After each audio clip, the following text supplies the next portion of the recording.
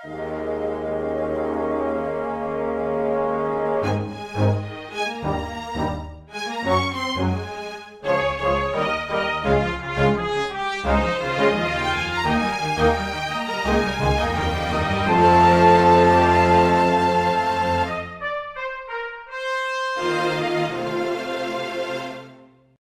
everyone. Welcome to Weekly Manga Recap. It's the 23rd of November of 2022, and I am here to talk with you. And with you! I'm pointing through the camera. Oh, to the audience, to you. Oh, we could be like the old, like when 3D technology was starting to become a thing. I don't know if you remember this, and guaranteed our audience is mostly too young to remember this. There was like a point where TGIF was like doing like a branded thing where like all their shows were going to be in 3D. So you'd buy 6 packs of soda or 12 packs of soda because that's where the 3D glasses were. And it was at the end, so you could just see like Urkel like launched a cannonball through there, and he's like, "Where did that cannonball go?" And that was the entirety of like the episode's use of 3D. So can we do that? No. Okay. Absolutely not. Damn. All right, I tried, guys. I'm not going to get a second webcam just so that we can, have a very slightly different angle. Guys, it's time to talk about Black Clover. Whoa. This adds nothing to the discussion. No. It's a chapter about the dog talisman. I mean, that would probably have more to do with anything than any of the other 3D stuff I've seen. That'd be true. It was very weird when 3D kind of experienced a resurgence, like in the really late 2000s, really early 2010s. Like you would see it like there are bits where it's actually weird looking back now, knowing that like, oh no, this was shown in like 3D. Like Alice in Wonderland, the Tim Burton version. It's like, no, this was in 3D. It was a giant headache to watch it because of the 3D. You can also get, like, it still exists. They still do 3D movies, by the way. Yes, they do. I think the last one I watched was, I think, Guardians of the Galaxy, but I may have seen the first Black Panther in 3D. Not by choice. I think my brother was like, "We need to go to see Black Panther tonight," and that was the only showing left for whatever reason. So I think we may have. I feel like I've seen another movie in 3D, and I never enjoyed it. And after the blood vessels in your eyes stopped pounding, you were like, "Oh, this was worth the extra $5 per ticket." Pretty much. Guys, we have a lot of manga to talk about today, so I think that we will just get into it with what? I thought we had something we wanted to talk about. You're right. It's very important. Yeah. So Naputaku has been waiting patiently. Our son, Nick. So we both received a care package from our fans, Mandela and Corito, friends of the podcast. Mm-hmm. And there were, for both of us, there were like, some consumable things. Quinn got honey mustard. I got brown sugar cinnamon Pop-Tarts. There you go. On brand for both of us. There were also some like Japanese sweets of different kinds. All of which I had never heard of before, which, makes sense. I remember the confetta. I don't know if you got the same ones I did. There was like confetti or confetto or something like that. It's like little sugar spiky candies. Yes. I only know that because Candy Rush or whatever the candy themed battle show that we had briefly like earlier this year in Jump was, used those as like the joke for like the steroid power up. I remember that. Was that this year? It might have been last year, but I feel like it was something. Because if that was this year, I'll just be like, oh, just turned to dust. I feel like it may have been last year, but I feel like it's very recently. But there were two big things that came along with the consumable items. So Quinn got a very round Nanami, and I was given a very round Jiro. which I don't know why I didn't think that this was coming. I mean, this is after I saw yours, but she's very, very round. I've kind of played around by just like putting her like flat and then like rolling her. It's bizarrely fun to do. Hell yeah. And then there was the other thing, which was, again, perfectly on brand, but just a weird thing to receive as a gift if you don't know the context. So I've got a framed printout of the Butsuku winning the Magu-chan got a destruction character. Hell yeah! My boy, look at him! Like, now I, like, legitimately, between this and the plush, I can, like, legitimately start a small Naputakuru shrine. And it's a shrine. I'm very excited about that. Legitimately, guys, you may have heard me mention this a couple of times in the last few months. I got married earlier this year, and one of the wedding gifts I received after the fact, this is the first time I'm talking about this particular thing on the podcast, was this wonderful, heartfelt, hand-drawn portrait that my brother did of. It's a hand-drawn version of a photograph of Nicole and I, at our wedding. We got it when we got that. I literally cried. That picture is in a frame that is not as good as this frame. It's such a fancy frame. So, but thank you guys. This was an incredible gift to receive. Thank you so much. I also read your note and it made me tear up. Oh, also there are little like travel stickers of like Spy Family stuff. Yes. They're very nice. Thank you guys so much. I will remember this forever. Yes. Good times. All right. Let's talk about manga, Nick. Which in a way, we're talking about a manga that's all about memories. Mm-hmm. Sometimes it's about memories. Sometimes it's about wanting to make memories and not waste your time, your youth while you're still young. But mostly though, it's about how girls are sex objects. So it's also sometimes about monsters. Sometimes we're talking about crossing time. Crossing time. Time for us to cross out to the place that we're gonna be crossing this time. Crossing time. If you hadn't added the last two words, it would have fit perfectly. It's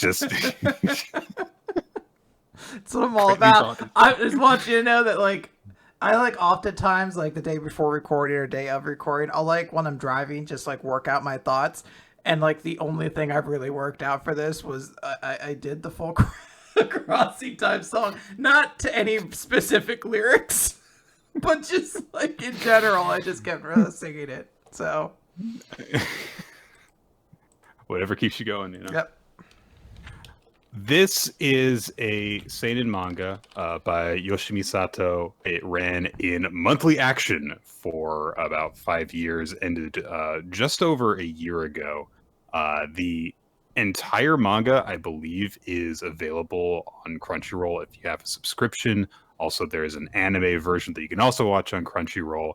But in general, this is just kind of a slice of life, episodic series that does have like time is linear in it, if you get what I mean. Like there are plots that like there is a cast of characters that you will see show up in different episodes, and each time you see them, like the timeline moves forward for them, and there is this implication that all of the different groups are at least tepidly connected to one another, because some of them will like come up in each other's conversations, but for the most part it's a group of isolated stories about these various different people and their experiences at different railroad crossings around Japan when like the gate goes down so that the train can go by, so you just kind of have to just sit there and it's about the moments that are made during the time that people are just kind of like waiting for the train to cross, and then they can go across the tracks. Bunch of short chapters that tell this kind of story. In some cases, these stories are about love. There are a few cases where like a character like will confess to another one, or will be harboring feelings for another person, but not know how to express them. There is one story where a guy, like, it's the first chapter that is about these two characters. This guy just blurts out a confession to her while he's filming her in a way that he makes out like is extremely perverted, but at the same time they probably have the healthiest relationship out of any straight couple that is featured in this series, I think. There's a bunch of stuff that happens. There is, yes, there's a group of kids who keep on encountering like haunted stuff, like ghosts. But then they're like, oh, I guess it wasn't anything. But then there was a ghost there. Yeah, but it's not particularly scary. It's just like, oh, there was a ghost. Ooh. And that's kind of it. There's a couple of like things I do make note of, but in general, it is just an anthology kind of series where different things happen. But they're very small snippets of slice of life stuff. So, as I said, I had trouble kind of thinking like what my thoughts on this series are going to be, because this is a short story collection that really doesn't have like grand overarching narratives to it per se. Like recurring characters will show up and things like that, but like there's not really like a narrative to get into. But I don't want that to like lead to the idea that I don't like this series, because I do. I think there is like a whimsical sort of I don't want to say element, but I guess the premise of hey, we are humans who are finding ourselves in this situation that you could find yourself in, maybe not exactly, but like I think we've all run into situations where like just the way society is, we have to take a pause for ourselves. Maybe it's not stopping at a crossing road, but like you push a button in the elevator and you have to wait till you get to the next floor. And oftentimes you're there with strangers, and like these brief glimpses of humanity that kind of come out in that period of waiting in between. And sometimes it's romantic, and sometimes it's silly, and sometimes it's about monsters. But like these things exist, they're very ephemeral, and then it disappears. The train goes by, the elevator hits the next floor, you move on with your life. In this case, you move on to the next chapter that involves an entirely different set of characters in this than the ones it did previously. And there's something kind of quaint and charming about that. There really isn't like a whole lot of stakes you have to follow.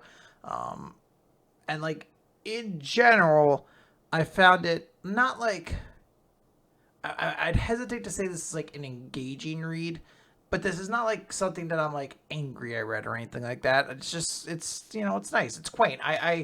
I feel like if I ever do run into a situation where I am forced to like I'm walking somewhere and it happens to be over a railroad crossing and I have to wait for a train, I will likely think of this manga. I'll also probably think about Closing Time by Semisonic, and then I'll start singing it, and then the person next to me will be like, why are you singing this song? That's not how the song goes. And I'm like, crossing time. Waiting person next to me says that is not how the song goes. Crossing time.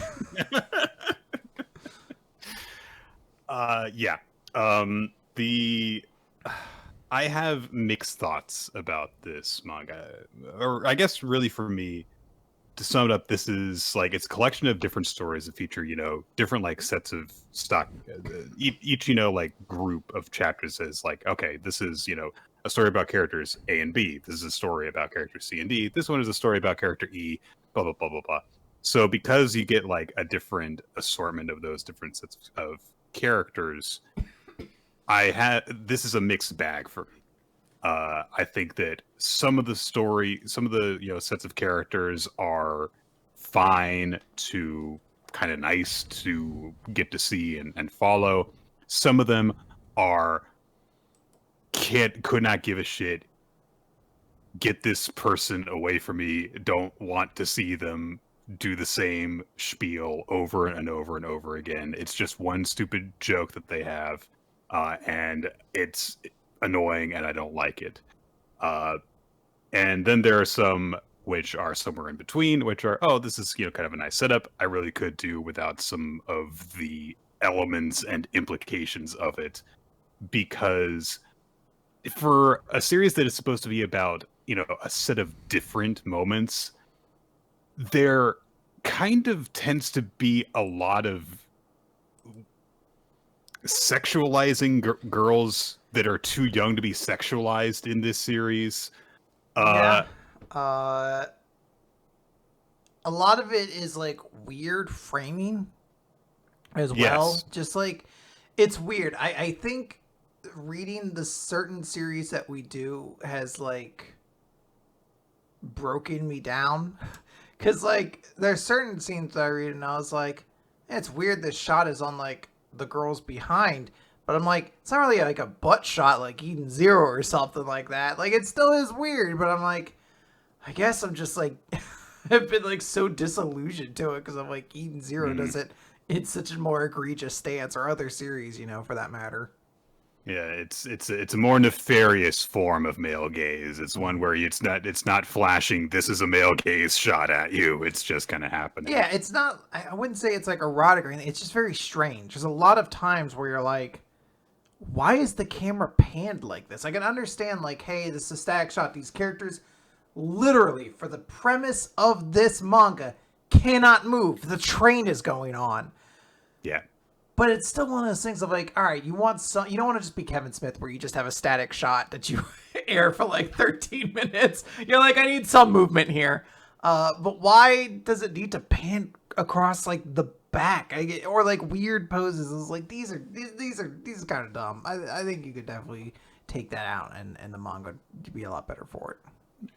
So, yeah, I mean, like it is partially framing.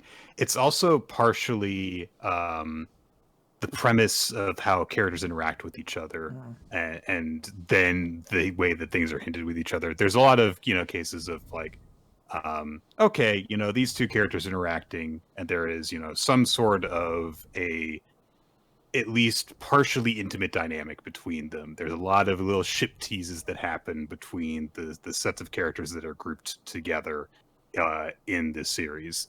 The first one that the first characters that you see are a pair of friends who one of the girls likes the other, and she just straight up towards the end of that first chapter, it comes out like, oh, she kind of like indirectly confesses to her.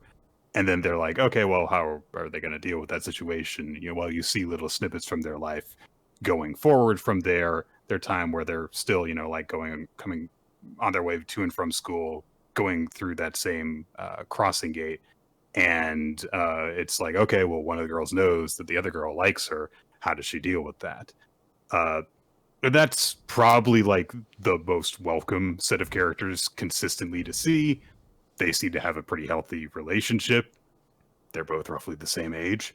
The second characters that you see are a guy who finds his classmate to be sexy, and so he gets up every day so that he can go to the same train crossing area so that he can look at her from behind and just stare at her. And just constantly imagine her doing really sexy stuff. And he keeps on going, she's so sexy. She is so sexy. Everything she does is sexy. It's like Mineta is the protagonist of My Hero Academia. It's like, why am I inside the pervert's head for every single one of the stories involving this? I need to add at this point, I had a lot of trouble finding this manga, and the one place I finally did have it missed a lot of chapters. I never encountered this person, so maybe that's what colors my perception a little bit differently, because I feel like if I had seen that, I'd have been like, why is this in here? This is awful. There is a girl who starts having these kind of silly interactions because like her teacher is awkward around her. He's like, oh, I'm a teacher at a train station, at a train crossing area with a student. Should I ignore her? Should I approach her? will I come across as like weird if I approach her, outside of school and stuff? But then when he does greet her, he's like just this big dad about it. He says something that is like very uncool and silly, and she's just like trying not to laugh every time that he comes close to her.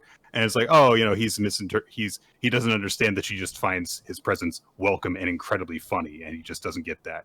For the most part, it's like, oh, that's nice. And then like the third or fourth time that they show up together, she gives him like, oh, a sweet little Valentine's chocolate gift, and then she teases him by saying, oh, but it's not friendship chocolate. And it's like, don't do that. Like, don't do that. Don't say like, oh, but is it a joke? Is she just kidding or not? It's like, I know that you're not kidding, because you did the same thing with the character who is the daughter of the girl that the guy had a crush on and never hooked up with. And then she starts being like, oh, maybe we could hook up together. It's like, stop doing this.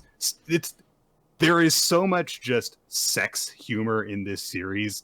And even the stuff that I wouldn't find annoying when placed against the context of those gross ass things, it's just the same jokes over and over again. If you like raunchy humor, okay, I'm not going to hold that against you. But it's just, I got sick of the same types of jokes over and over and over again. And maybe reading it week to week, that doesn't have the same effect, because like, oh, you read this, you read like the other series that are in the magazine, you get a little bit of variety and stuff. And then, it's like if a stand-up comedian, only performs one type of joke, that's not always a problem, especially if they are, grouped with, comedians that have different acts or even the same kind of act. You go for the stuff that you want, or you get, a bit of variety, even though the person that is performing stuff always sticks to the one thing. But I had to read like 50 plus chapters of this in a row, and I was getting sick of that kind of humor by the end. And I was just getting sick of a lot of the really gross characters that are in this. Yeah, so I clearly found a bad website to read this on. It must have been missing a lot of chapters, because I was like... Or you found a good website to read this on. It just condensed. I was going to be like, oh yeah, dude, that chapter where like the weird teacher's just trying to be sociable with the younger student, and he's just silly, and he's got like the humor gimmick of like, I'm saying my thoughts out loud without realizing. I'm like, oh, it's kind of a cute little story. Like she's finding him endearing with how nerdy he is. I was like, what a sweet story. You're like, yeah, but it gets weird later on. You're like, whoa, well, they might have been missing the chapters where he got really weird. This was like, because there's no official release for this series. This is like the first time I've really had to like go through like one of the like, and I had trouble finding this series because it doesn't go by crossing time most places. Like it seemed to go exclusively by its Japanese title, at least where I was looking. But maybe I'm just looking at the wrong places. Yeah. Nick, do kids still use Manga Panda? Fumikiri Jikaten is what it's called, in Japanese. I just found it on Crunchyroll, dude. Like... Oh, you watched the anime? No, the manga's on Crunchyroll. What? Yes! I looked so hard for this thing, and I never... It came up immediately for me. All right, well, my Googling skills are really bad then. All right, I'm an idiot. I'm sorry. So, yeah, maybe whatever site you were reading it on, they were like, you know what? We're going to have higher standards than Crunchyroll in terms of the content we'll put on. Yeah, I'm I wish that this option had been available to me. It's just not read. Yeah, Nick, you could just like read like a condensed version. I was like, Nick, you could just read like, there were only 30 chapters where I found it. I don't know why you made such a big deal about this.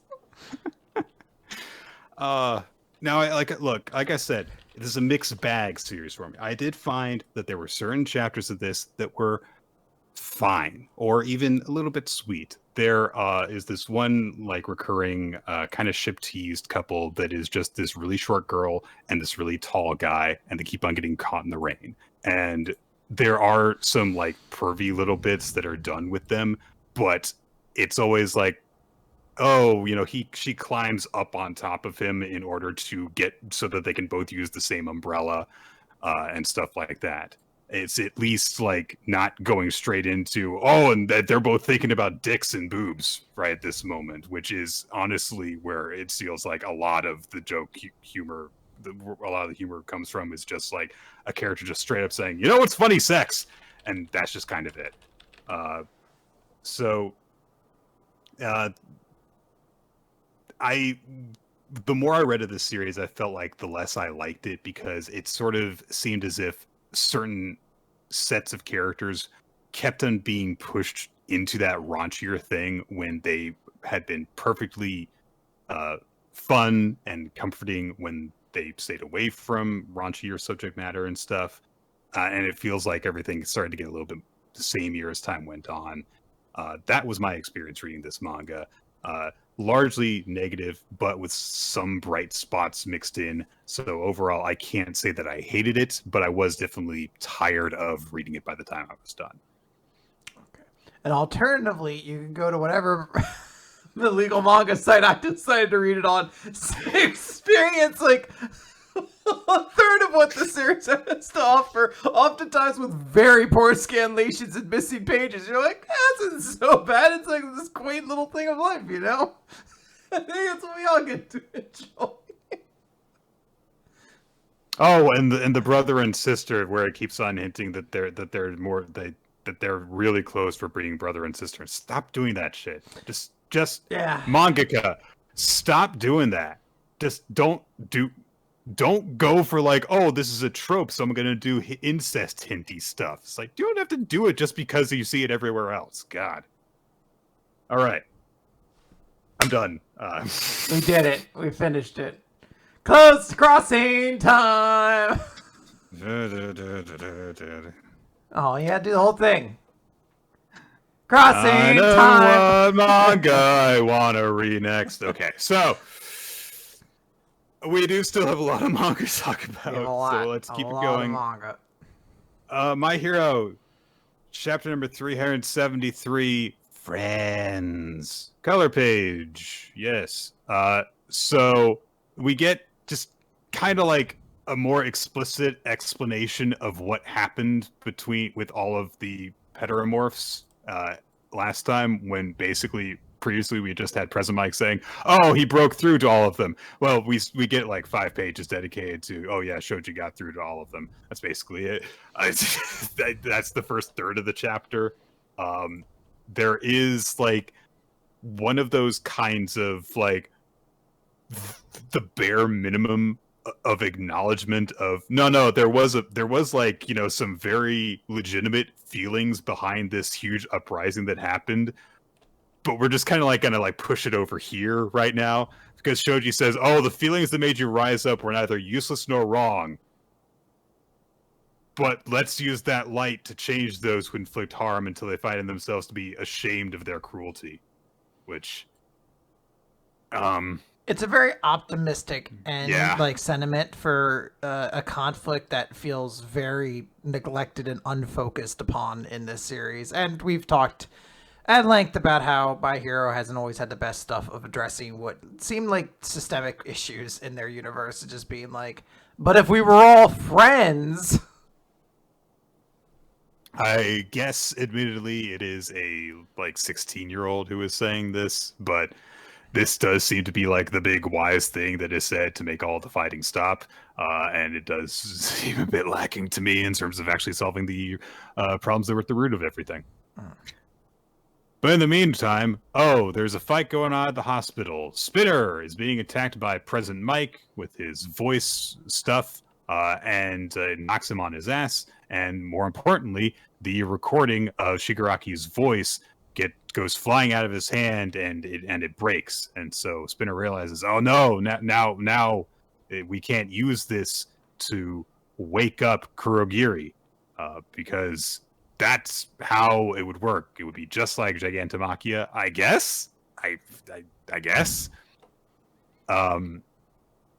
So Spinner, tries to stumble towards Kurogiri, or I guess more crawl, and he realizes like what a bad situation that he is in, and how he reflects on how empty his life was before joining the League of Villains, and he thinks to himself that all I wanted was to follow him until he could stand tall, and his eyes fall upon one of Shigaraki's hands. I believe it's his face hand mask thing, that has also fallen out of his jacket, I guess.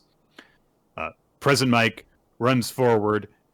He thinks about his possibly dead and unrecoverable friend Shirakumo, and he's just like has this like kind of private conversation with him in his head, saying like, "Oh, you've missed so much. Our buddy Aizawa has lost an eye and a leg now.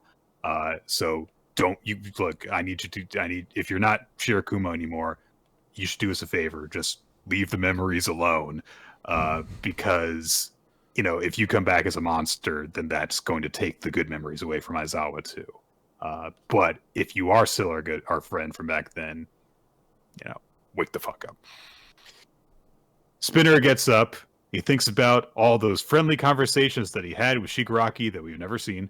But he grabs Shigaraki's hand and holds it up to Kurogiri's face and says, "You've got to save Shigaraki." And there is a sound effect. And when we come back, Kurogiri is standing up. He looks very different, but still covered in shadowy mist.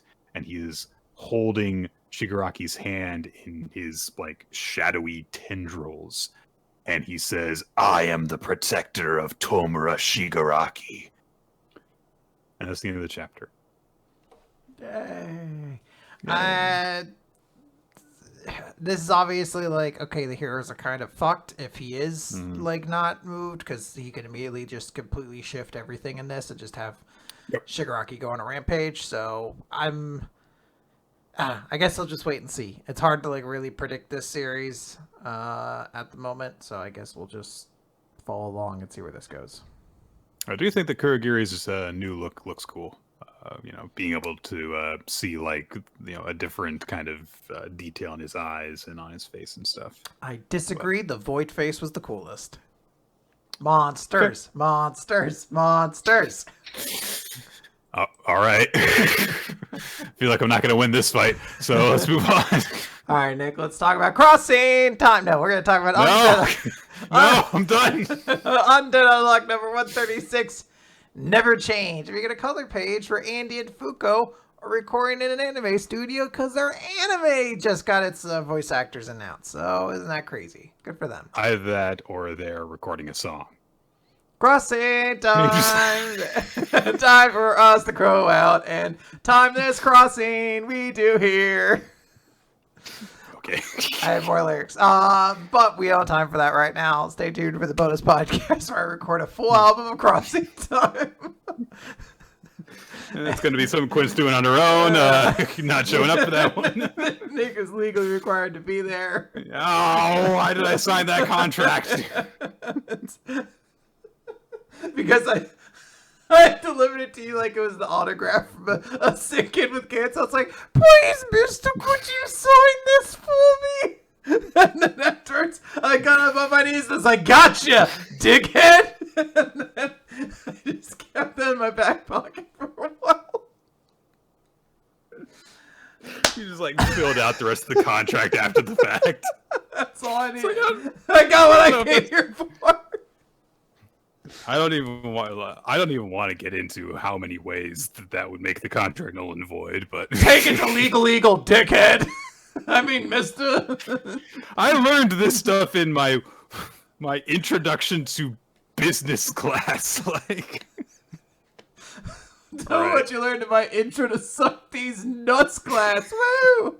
All right, so we open this chapter with Gina, who we find out her backstory, that she's always been a bit of a recluse, and she's apologizing to a grave where she's like, "Hey, sorry I didn't finish this painting on time, but I'm going to leave it here for you, Granny. It's a painting of your favorite place, Lake Bacile. And, I know that you've always been worried about me because all I really do is keep to myself and paint, and I haven't really found friends. But I was honestly fine as long as you were always around. So I guess something's going to have to change. And why do things always have to change?" So she immediately goes into town, and that's all she could think about. She's like, "All I'm doing is living, yet everything around me is changing so quickly. I wish things would stay the same. The things you wish would stay the same are the ones that change the fastest. And it always comes without warning, the good and bad alike." And she's so kind of in her own world, she's not really paying attention to the fact that people are running from something. And when she looks up, she realizes, oh, that's what it is, a horrifying monster that we know as a UMA. And she's just kind of like stunned in silence.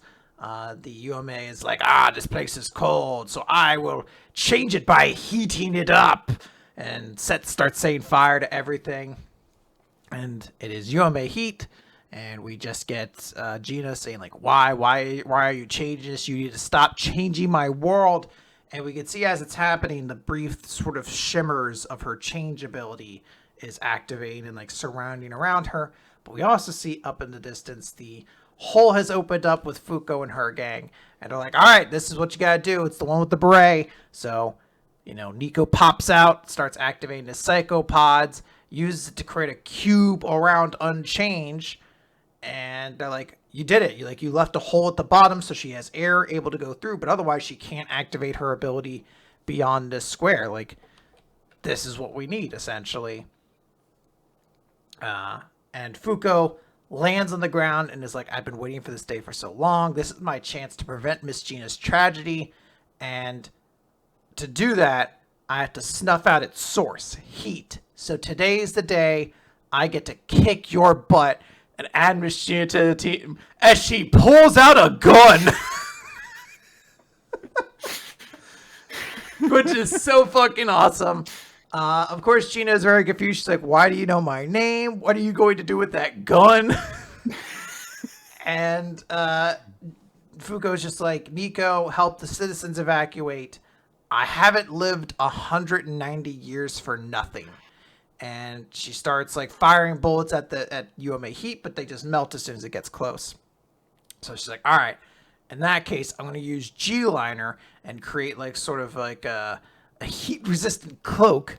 And then I'll get point blank range and do it. And, UMA is like, oh, you're a negator. She's like, yeah, and so what? There's just like a narration that then goes on about Fuko, she and how unluck works, and she can create these great strokes of unluck, but there has always been a downside that it wouldn't work against targets she's not fond of, and that's always been a bad weakness for her, which is why for the first 100 years of her new life she's worked to change that by creating bullets she like channels her unluck into, so she shoots him with an unluck bullet basically. Yeah, Fuko gave herself a caster gun. It's great. Pretty much. I love the bandoliers that she has around her arm, which she reveals when she pulls her sleeve back. I love just how freaking confident she looks while she's, jumping up towards this giant fire titan. And like a cool action character at this point, like where she hasn't been to this point. It's very like cool to see that. She fires the bullet, is like, hey, everybody, let's get going. Unluck's about to happen. Of course, Gina's like, what are you talking about? And Fuko snatches her up from the ground and is immediately just like 100% Fuko. She's like, I've spent the last 170 years waiting to meet you. This is so awesome. And they're like, you must have the wrong person. She's like, nope, it's the right person. You're so cute, just like the day I met you at Lake McCall. You're the best. I love you. And she's just like, hey, like, I may have overtaken you in age, but my desire has always remained the same this whole time. My desire to ask you this. And as this scene is happening, we see something coming from the sky. UMA Heat's just like, what's going on there? Kabloosh! Giant explosion. As Fuko just says, will you be friends with me, Miss Gina? And I love Gina's like, what? I mean, yeah, sure. And Fuko's so happy. Yay! She's like, this is official. She starts kind of explaining a little bit of Unchanged her. Not Ichika. What's her name? Isn't it Ichiko? Or Ichiko, I think. I'm trying to remember. I know that in my mind, I'm like, Ichiko's the one from Black Clover. But I'm like, it's not Ichigo. Ichiko, I think. Ichiko's like, hey, there's 0 fatalities. We have almost no property damage. Yeah. Nico leveled 5 city blocks. Almost no property damage. Yeah. Nico says, man, it's unreal. Which I don't, maybe that's an ability we'll see down the line somewhere, Nick. You never know. Yeah. And they're like, yeah, this is a stroke of unluck. And we just see the giant crater, like enormous, that was where UMA Heat was. And it looks like the heroes have won, except they're like, wait, that isn't a meteorite. There's someone there. And we see a giant pole landed in the ground with what remains of UMA heat underneath it. And who should be there? Who should be there, Nick? But Fang, I believe was his name. I can't remember 100%, but I think it was Fang, who says, "It seems I was right to tail this apparition. Today is the day we do battle, Fuko Uzumo." And Fuko just so casually is like, man, I went a little overboard using my favorites. You're like, okay. Yeah. So one thing after another. Fuko doesn't seem particularly worried, so I'm sure that they'll be fine. So. Yeah, it sounds like this is like, I know he looks super intense, but I imagine this is a relationship that, like, Fuko's just like, yeah, every so often I deal with Fang, this guy who never ages or whatever. He's super cool. I get it. Yeah. Well, and this is a way to, prevent bad stuff from happening to Shen. So, yes. Yeah. That's very good. Good chapter. Yes. All right, Nick. Let me get cozy in my seat here. All right. Boruto number 75, The Domain of Gods. Oh, man, look at Damon looking all stupid. He's so cool, Nick. Look at him. He's got, like, little shorts and a jacket. All right. So cool.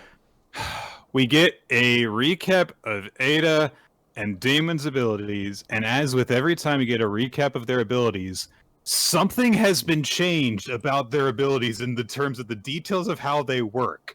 This is getting infuriating. Does Kishimoto not know how he wants his characters to work? He changes his mind like once every 2 chapters about some of these details. With Damon, it's like, okay, Damon reflects all attacks against him, and any action that would inflict harm on him. And though it's necessary for his hand to be touching another person, his ability will also transfer to the person currently touching him. Which we may have seen demonstrated before, but I think this is the first time we've heard it explicitly laid out. Shikamaru was explaining all of this stuff to Boruto, and not Boruto, to Naruto, and Naruto's like, this makes my head hurt, all these abilities. He reflects all attacks. She can see everything and also makes everyone horny for her. Okay? We good? Yeah. That's it. Well, it does finally confirm the age-old question. How old is Ada? Yeah. And the weird lose-lose situation we were in. And it's like, well, we're just kind of lose-lose. Yeah. It is established that Ada can only see things, because she can see past events as well as everything that's happening presently. She can't see into the future, but she can only see stuff that has happened during her lifetime, which goes back 16 years. So she's 16 years old, which means that her having a crush on Kawaki is like, yeah, okay, fine. But her making adults everywhere lust after her, it's like, oh no, this is bad. This is a bad thing. So it's not great. It's certainly not a good thing. Yeah. So Amato says Damon is an irritating, pesky brat. He sucks. Moving on. And he says, like, look, don't aim any murderous intent towards him, no matter what, because that too will be reflected. It depends on certain conditions, but it will all rebound back to you. And Boruto is like, huh? And Damon's like, you want to test it? And Kawaki looks at him, and then an invisible fist punches his head to the side. Like, if this was legitimately a JoJo stand, this would be kind of a cool thing. But it's very dorky in this realm of just like, I'm imagining like, I want to punch this stupid kid in the face. It's just like, oh god damn it, I got punched. So I'm pretty sure last chapter it was said the demon had to be touching someone for his ability to reflect their attacks, and now just thinking about attacking him makes them die, which is how it was when it was first introduced. It's both. It's they explained it in this chapter. For him to reflect an attack, he still has to physically be touching another person, or touching another person who the reflect is going to bounce off of, like what he did with Code. But this is a separate thing that could just be done. Like, it even reflects murderous thoughts, even if he's not touching them, which amounts to them kind of getting like a hard punch to the face, I guess. It's kind of unclear exactly what happened to Kawaki there. He just kind of looks like he got punched in the face, which I'm like, I don't know. I guess that's an appropriate response to thoughts? Question mark? But Amato, how did you invent so many wonderful things? Well, I didn't invent the things, Naruto. They were actually part of an advanced kingdom of science from 900 years ago. Well, sorry, I'm getting that confused by the thing that's happening in One Piece right now, which has the exact same reveal going on. The abilities that they have were actually transplanted from their actual originator, a god-like being, Otsutsuki Shibai. Oh, hey, Otsutsuki, yeah. Shikamaru says, who is Otsutsuki Shibai? Where are they? And Amato says, don't worry, he's no longer with us. All that exists are his remains. I'm sure this won't come back in any way, shape, or form whatsoever, because when the Otsutsuki is gone, that means they're just gone. They never come back into the story, right? Yeah. It was like a god, millennia, power of DNA transplants from Shibai's remains. Yeah, they were like, mosquitoes that sucked his blood or something. He got them from out of the amber in order to transplant these super chakra abilities into them. Also, Katasuke is on the line with them, I guess he's here. And Shikamaru says, is what he's saying technologically possible? And Katasuke is like, I mean, sure, why not? Yep. You've seen the robot that this guy invented who has chakra-like abilities. Like, why are you doubting him now? You've seen the artificial beings and cloning technology stuff that have been at work. You've seen Kawaki have abilities transplanted into him. So why are you doubting this part? Come on. Amato says that Shibai's various abilities were incredible. He said that he could weave signs as within jutsu and generate storms with the wave of his hand, blah, blah, blah. He was super powerful, and he gave the name Shinjutsu.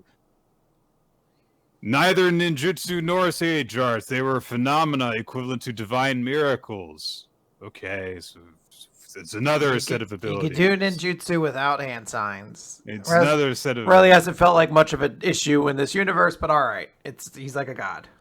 He can cast 2 different types of magic. So... Yes, fire and smoke magic. This is incredible! And Amato's like, you could say the ninjutsu itself fundamentally attempts to reproduce stuff that is similar to Shinjutsu. Blah, blah, blah, blah, blah, blah, blah. Sarada gets upset with it because she's listening in on this because they're monitoring the house. And she's like, oh, are you saying that our ninjutsu are just a pale imitation of Shinjutsu? And Amato's like, I'm just stating facts here. And blah, blah, blah. Shikamaru says, I've got a question. With karmic resurrection, he ought to live forever. So why is he dead? Did someone kill him? And I was like, I don't know. We'll find out later. It's fine. He's like, he probably just fucking transcended to godhood or whatever, dude. Man. Like, think about it, dude. This is not a cigarette that I'm smoking, by the way. This is pure bath salts.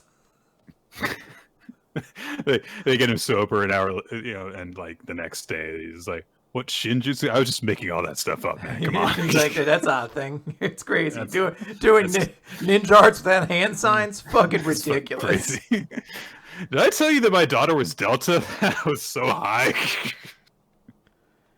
So, anyway, speaking of which. He's going on for a while, and then Boruto just says, "What the fuck are we talking about?" Yo, dude. And I was like, oh man, I was getting carried away there, dude. Oh yeah. Otsutsuki powers contain hope to make what is impossible to us possible, such as bringing my daughter back to life. And everyone's like, bring his daughter back to life, and who should show up by where Sarada and Mitsuki are but Delta? And doing Delta like the most hip swing struts. walk. Yeah, she is fucking bad bitch stomping into this place. Boom, boom, boom, boom. What is Delta doing here? Oh, I really wanted to see Ada. I guess she's still under the effects of Ada's charm, even though she's well away from her now. Okay. So Sarada's like, look, you can't be here. And Delta's like, please, let me just look at her. And Sarada's like, no, you're clearly way too suggestible, and I'm gonna get in trouble if you stick around here. And Delta resorts to going, please, pretty please, until, oh gosh, Samurai or something like that. Sumire, yeah. Sumire. She shows up running after Delta, and she says the code phrase to stop her, time to go to sleep. Not a good code phrase. Not a good code phrase. I'm not gonna lie. Nope. Also, this is so problem. This is such a fucked up like existence they've put this poor person into. Who we find out in a couple chapters, or in a couple pages, like has a significant reason for existing. Like, Yep. not just like a pure robot or whatever, but like, hey, we fought this. She was essentially like a bad person, so like we defeated her. But then we were like, hey, she's kind of useful as a tool, so we took her back and like rewrote her programming so she couldn't not be loyal to us. Also, we could just turn her off when we want. And you're like, that doesn't seem, this seems bad. This seems like literally using a person as a weapon, and when they have too much autonomy, you're like, I'm just going to turn her off. I'm done with this. Quinn, it's too important to be able to stop the Diamond King, so we needed to use blood magic to control his mind. That's fair. We had to do it. When you phrase it like that, But yeah, you're doing the good 100%. for everybody. 100%. This is just like not a good look. So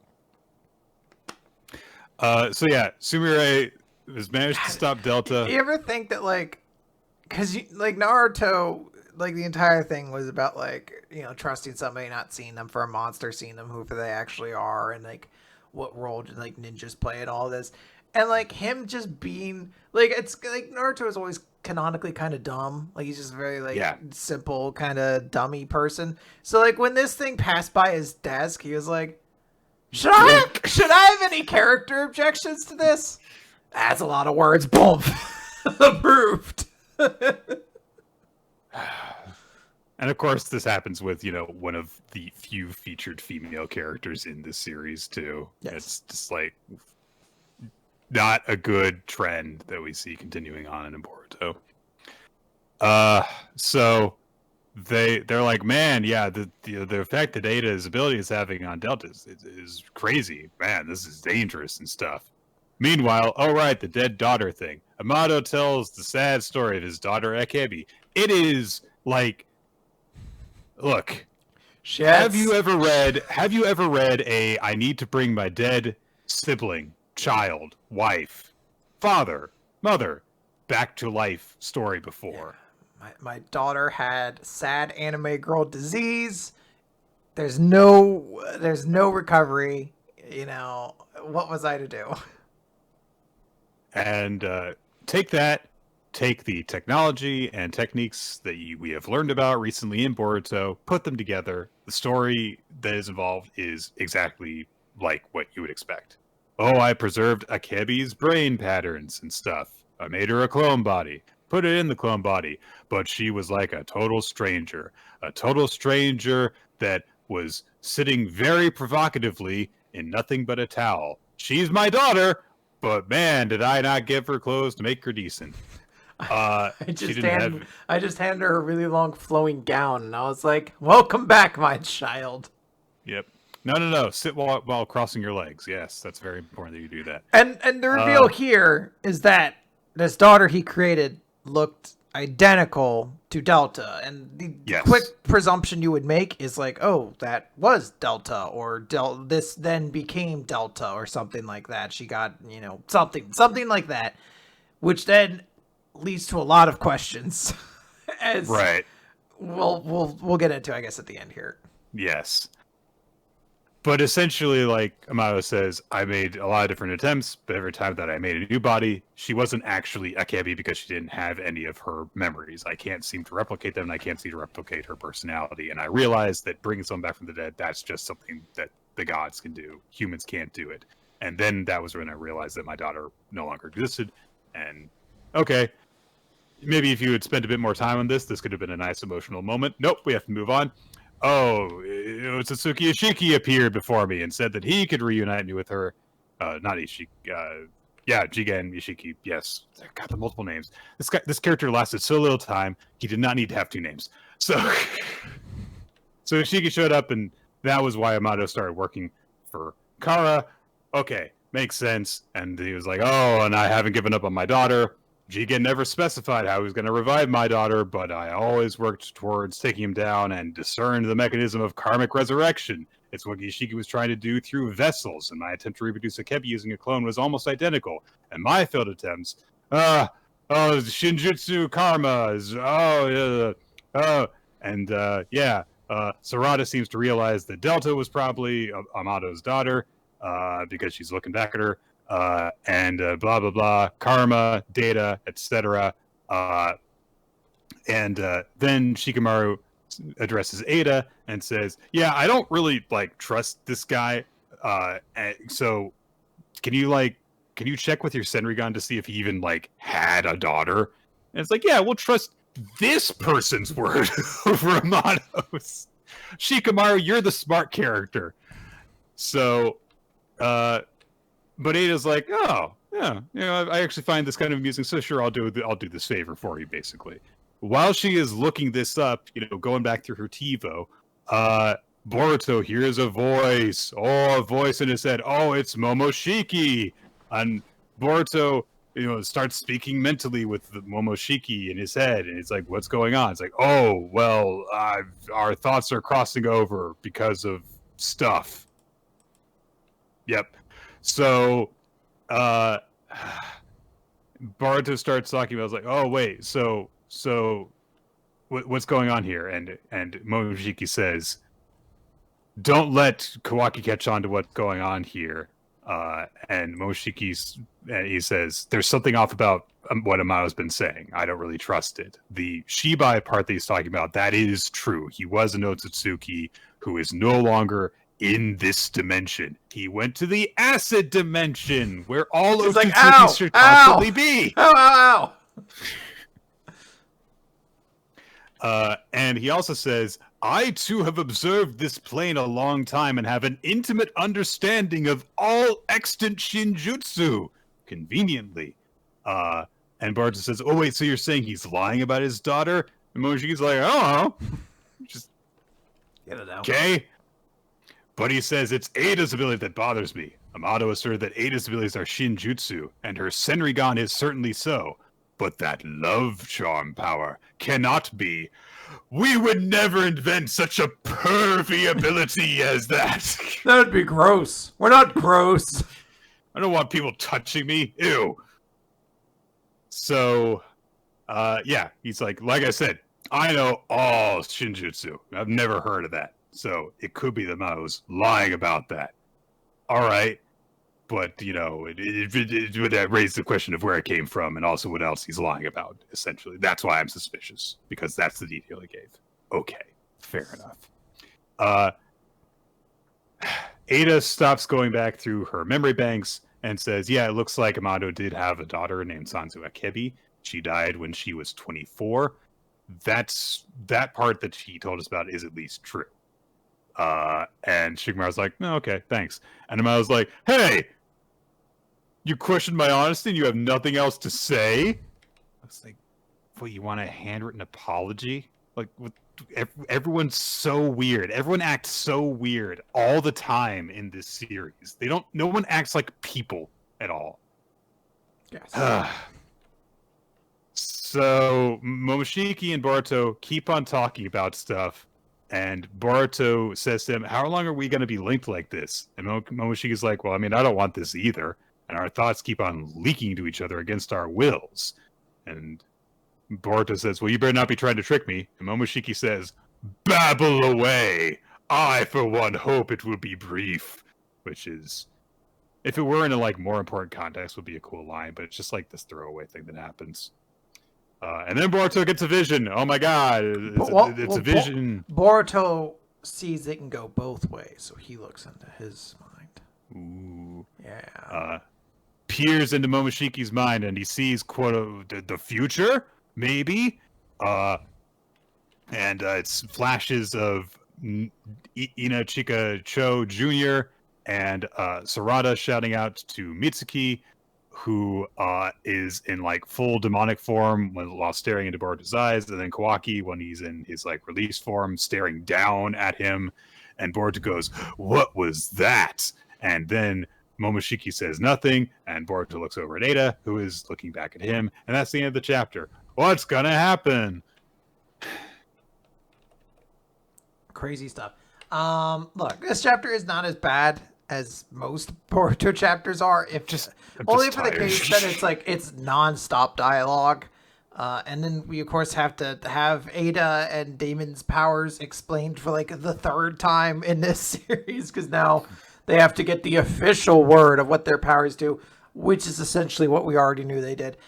Regardless, the big thing that I feel like is supposed to come out of this is like, oh hey, Delta is something else. Like, it's kind of unclear because the way, and I might just be misunderstanding the explanation here. He says somewhere along here, it's after like the weird shot of Delta in a towel or whatever, where he's just like, I kept remaking her. So I don't know if that's meant to imply he kept trying to recreate the brain patterns, or if there's like many clones. Because also, isn't Ada something he created, or am I misremembering that? I thought that was like, and that's why he's not like, he doesn't get like love charmed by her or whatever, because they're related.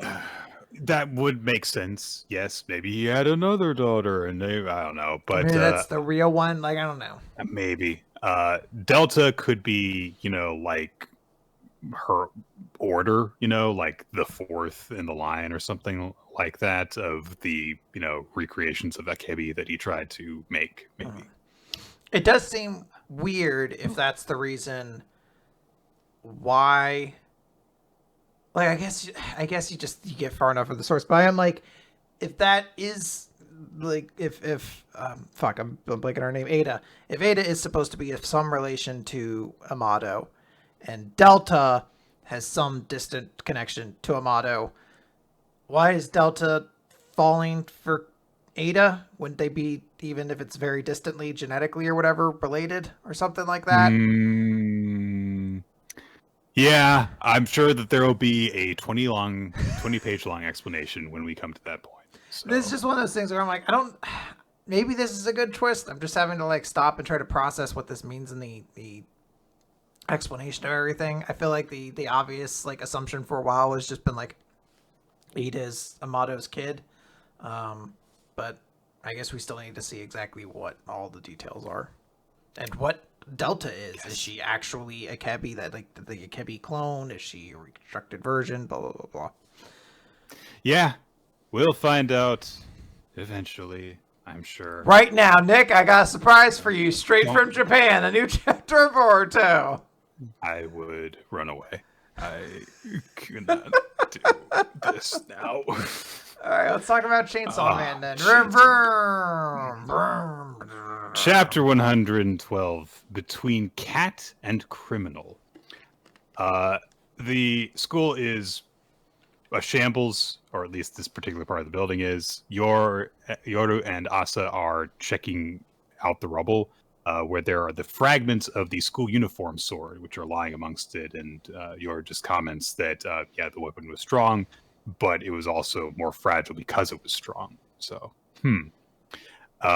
Asa thinks back to the girl who had the earrings that kind of looked like pull cords, and she says, she called me her little sister. So do you know who that was?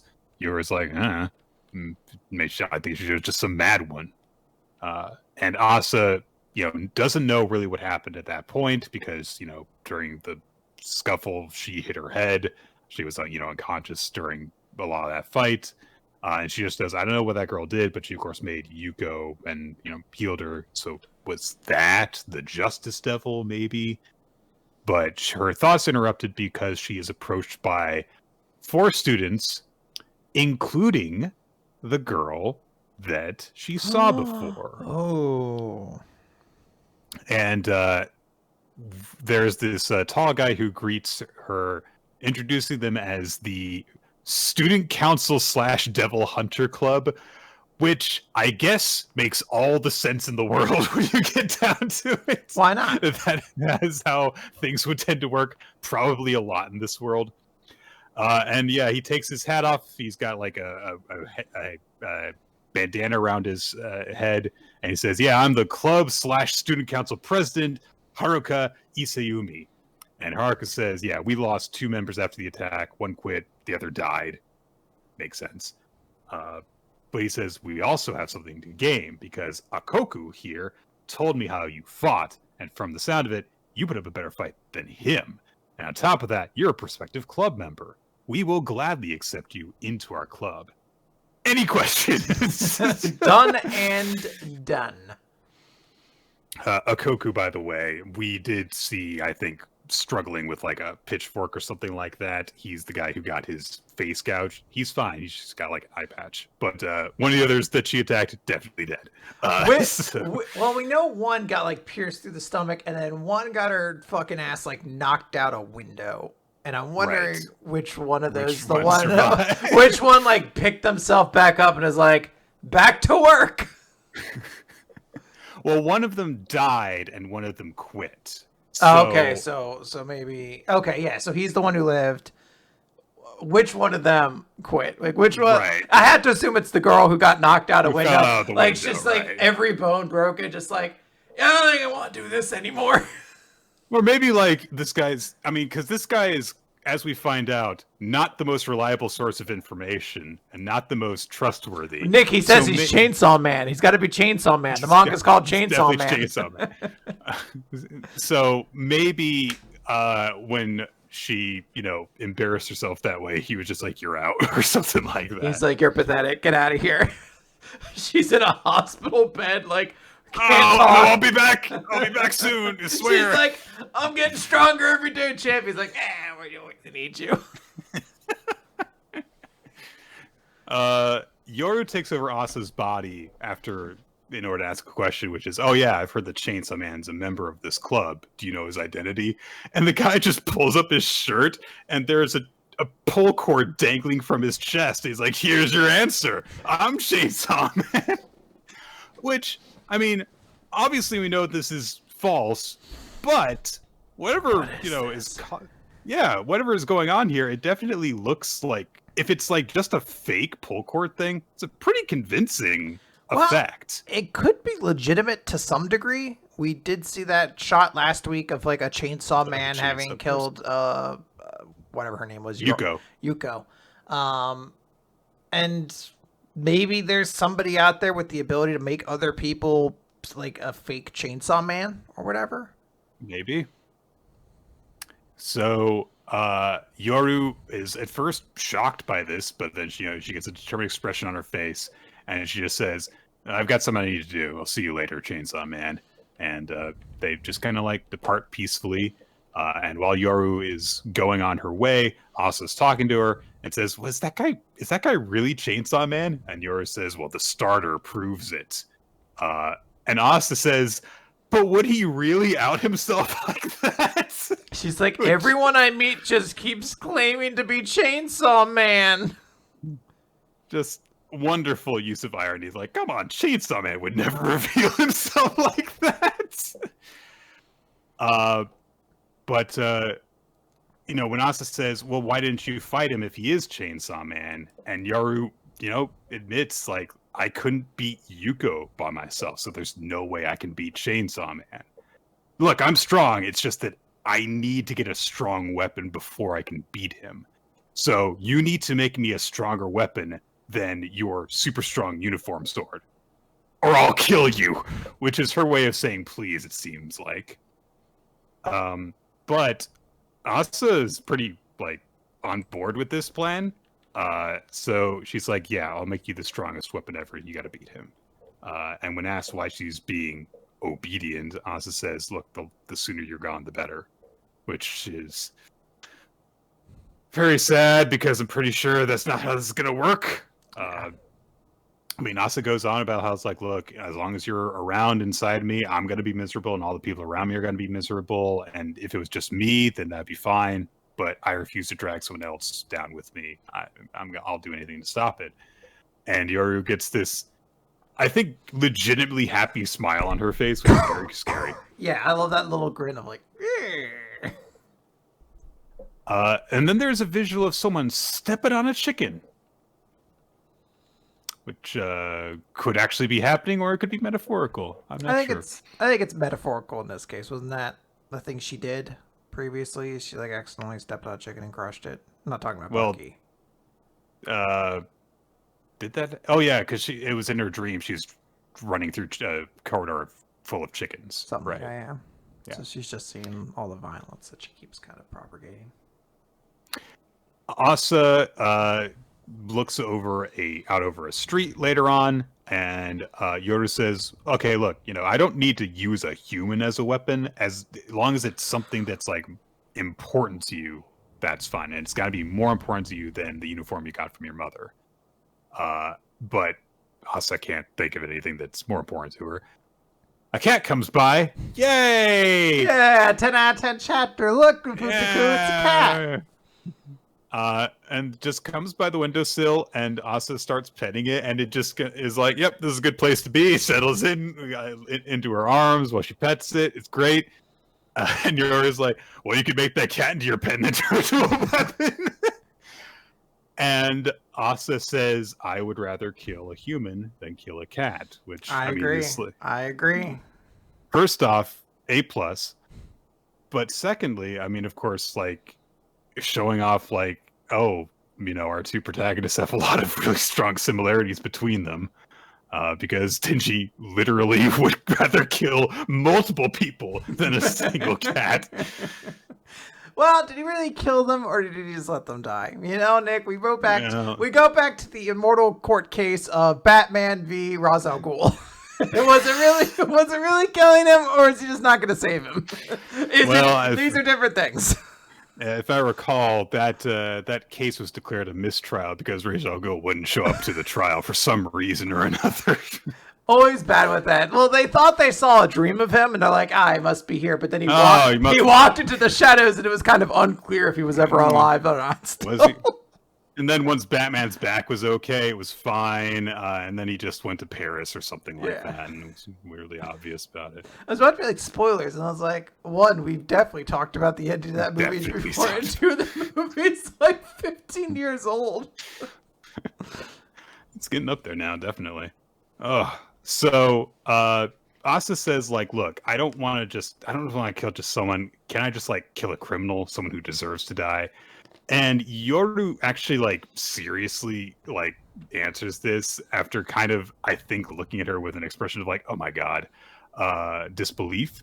But she says, no, it's not going to work, because to create a powerful weapon, you need powerful guilt. Your criminal compromise, great term, won't make a strong weapon because it's an easy compromise. And Asa says, well, I'm not going to freaking turn this cat into a weapon. So Yoru says, then pick someone between cat and criminal. Bizarrely poetic turn of phrase, but I love it. So, Asa looks out past the cat, which, is no longer getting pets, so goes on its merry way. I like it glares at her at first, like, because there's like a very there's like a poetic thing of like, what is the line you're willing to cross? Methinks the more powerful weapon is between these two lines. And there's like a judgmental stare from a cat in one of those panels, and I was like, sometimes cats do know how to like stare right into the very soul of your being. So I do get that. Yep. So Asa looks out over the crowd of people again, and she spots Denji, who's picking up little cigarette butts off the ground. putting them in a little like litter collection bag. And Asa thinks like, oh, I mean, this guy's an idiot. He's a loser. I guess he's actually kind of a good person. And meanwhile, here I am thinking about murdering someone. But she continues to watch Denji as he sits down on a bench and then takes the crumpled up and disposed cigarettes apart and then pours them into bits of paper and then rolls them up into new cigarettes. And Asa's like, what the hell is he doing? And he starts to move, so she gets down from her perch and she follows him into an alleyway where he sells them to a homeless guy for like $15 for the pack, and then leaves as Asa's like, he's ripping off homeless people. What the fuck? But then she says, he's between cat and criminal, but not so bad that he deserves to die. And Yoru says, he isn't a bad enough human to deserve death. But to defeat Chainsaw Man and get your body back, do you have any other choice? Think of it as a necessary evil to put an end to a nightmare. Yes. And Asa thinks about Yuko, and she goes after Denji and catches his attention. And Denji turns to look at her and is like, "Oh wait, you're that chick who hates Chainsaw Man." And Asa says, "What are you doing?" "Well, I'm selling smokes because part-time jobs are against the school rules." And Asa's like, "What the hell is your problem?" He's like, "Get off my back. I'm a busy dude. I got a lot going on." So Asa's like, "Look, are you busy tomorrow too?" "Yeah, I'm busy tomorrow, the day after that." And Asa looks kind of disappointed, and Denji's like, "But why are you asking?" And Asa gets this very weird expression on her face, and then says, "Well, if you're free tomorrow, would you go on a date with me?" And Denji looks at her in disbelief. And I literally, when I first read this chapter, was thinking to myself, how long is it going to take before he instantly says yes? It's not immediately, but it is faster than the time it took for me to pull out my phone to time it. Yeah. So it was pause, a date, yes. It's like, aw. So kind of, this is something that's been hinted at before, the idea of Asa and Denji not necessarily even being ship teased, but like being put on a date. And as it turns out, it's so that Asa can kill Denji so that she can kill Chainsaw Man. I just want things to work out for these two crazy kids, Nick. A great example of dramatic irony. Yeah. So we'll see how this goes. Denji, think about the last time that you went on a date with a girl and how badly that turned out. Think about every time you've been on a date with a girl. The best date on a girl that you've went to in terms of how it turned out was the one that you went on with Kobeni when you were Chainsaw Man. And like 7 people died. Yeah, but she didn't try and kill you and you didn't kill her. That is true. All right, Nick. We have to get to it. Let's talk about Eden Zero, Chapter 217, Father, Mother, and Daughter. And we have a cover page of Rebecca in a cat bikini because that's the kind of chapter this is going to be. It really is. We open with Zhao Mei, who's like, hey, you know, here's like what happened. Eden Zero managed to successfully escape. Feather Holy just left. She was like, I'm done. Now our mission's done. They're very different characters. You don't have to remember her anymore, apparently. Yeah, she's just going to be gone now. And we kind of... Oh my God. We cut to that scene very briefly. She's like, well, we don't have to execute my immaculate military operation. I'm like, what was it? It's like, oh, it was my plan to arrest Shiki after defeating Dead End Crow. And I'm like, well, why was it immaculate? She's like, because I was going to seduce him with my body. And you're like, oh yeah, like that thing you did with the guys at the water park where you melted them with acid. I guess you were going to arrest him with acid. Very cool. Very funny. Excellent. Yeah. I have 3 things to say really quickly. Okay, go ahead. 1, the image of Holy cupping her boobs while saying, I was going to seduce Shiki. Like, I mean, everyone should know that wasn't going to work. She should know that wasn't going to work. If she had really gotten to know Shiki and the rest of the crew to any extent, she should have recognized, like, yeah, this boy doesn't give a shit. Yeah, this scene should have concluded with her saying, yeah, with Shiki, it probably never would have worked. Like, and that would have at least shown that she had bonded with the crew. Speaking of, second point. Well, glad we got to know Holy. She's gone now. Goodbye. I guess she's gonna show up again, but like, yeah, this does feel like a lot of wasted points of being like, no, Holy is a part of our crew. Yeah. Even if it's just temporary, she is part of us. And then she's like, nah, I'm just gonna go back to being a space cop, I guess. It's like, all right, I guess, but it felt like, I don't know, maybe we'll get to it. Let's not judge it now. Third point. Okay. They got away from the Edens one off screen. Well, Nick, it's like Star Trek. You just got to hit warp and then you're gone. Because they went back to the Sakura Cosmos. That's why. And yeah, they touched home base, and so they can no longer be tagged. Yeah, they're like, ollie Oxenfree, you can't touch us now. Zalmei continues like, yep, all the mothers got sent back to their home planet and were buried. So cool, like that just happened. Off screen again. It's just these emotional moment for these characters saying goodbye to their mothers, several of which they never even met before. Boom, they just got sent off screen. Except for Saint Fire Nox, who's of course alive, and Rebecca's mom. But then we had to deal with the fallout. That's right. Yeah, Saint Elmo's fire is being left on the ship. That's right. Yeah. We cut to that conversation immediately with the one good joke of this chapter, which was Rebecca's eyes just wide open, be like, what? And Connor's like, yeah, I'm your dad. What? No. But then he makes it weird immediately. He's like, calling me daddy. And she's like, no. It's so many weird moments with the two of them through this chapter. Like, yeah. Not to linger on it right now, because they're gonna be coming up, but there's so many. I guess, yeah. So Rebecca's of course like, why didn't you say anything before? He was just like, there wasn't really like a good time, and I didn't know for a while, because like I didn't find out until Noah told me. Like, do you remember back when we visited Blue Garden for a reason I can't truly remember at this point? It feels relatively irrelevant to the scale of this story, and then we were chased out by Feather, which really felt like kind of an unnecessary thing, but it introduced Feather to us, I guess, so that was, I guess, the important thing. Also, Noah whispered into my ear like, hey, you're Rebecca's mom, her father. And which makes it, because immediately you're like, wait a minute, that scene happened before the water park where you were caught peeking at Rebecca's butt and boobs, but the hero was like, no. I will recontextualize that scene. For you remember, he was wearing sunglasses at the time.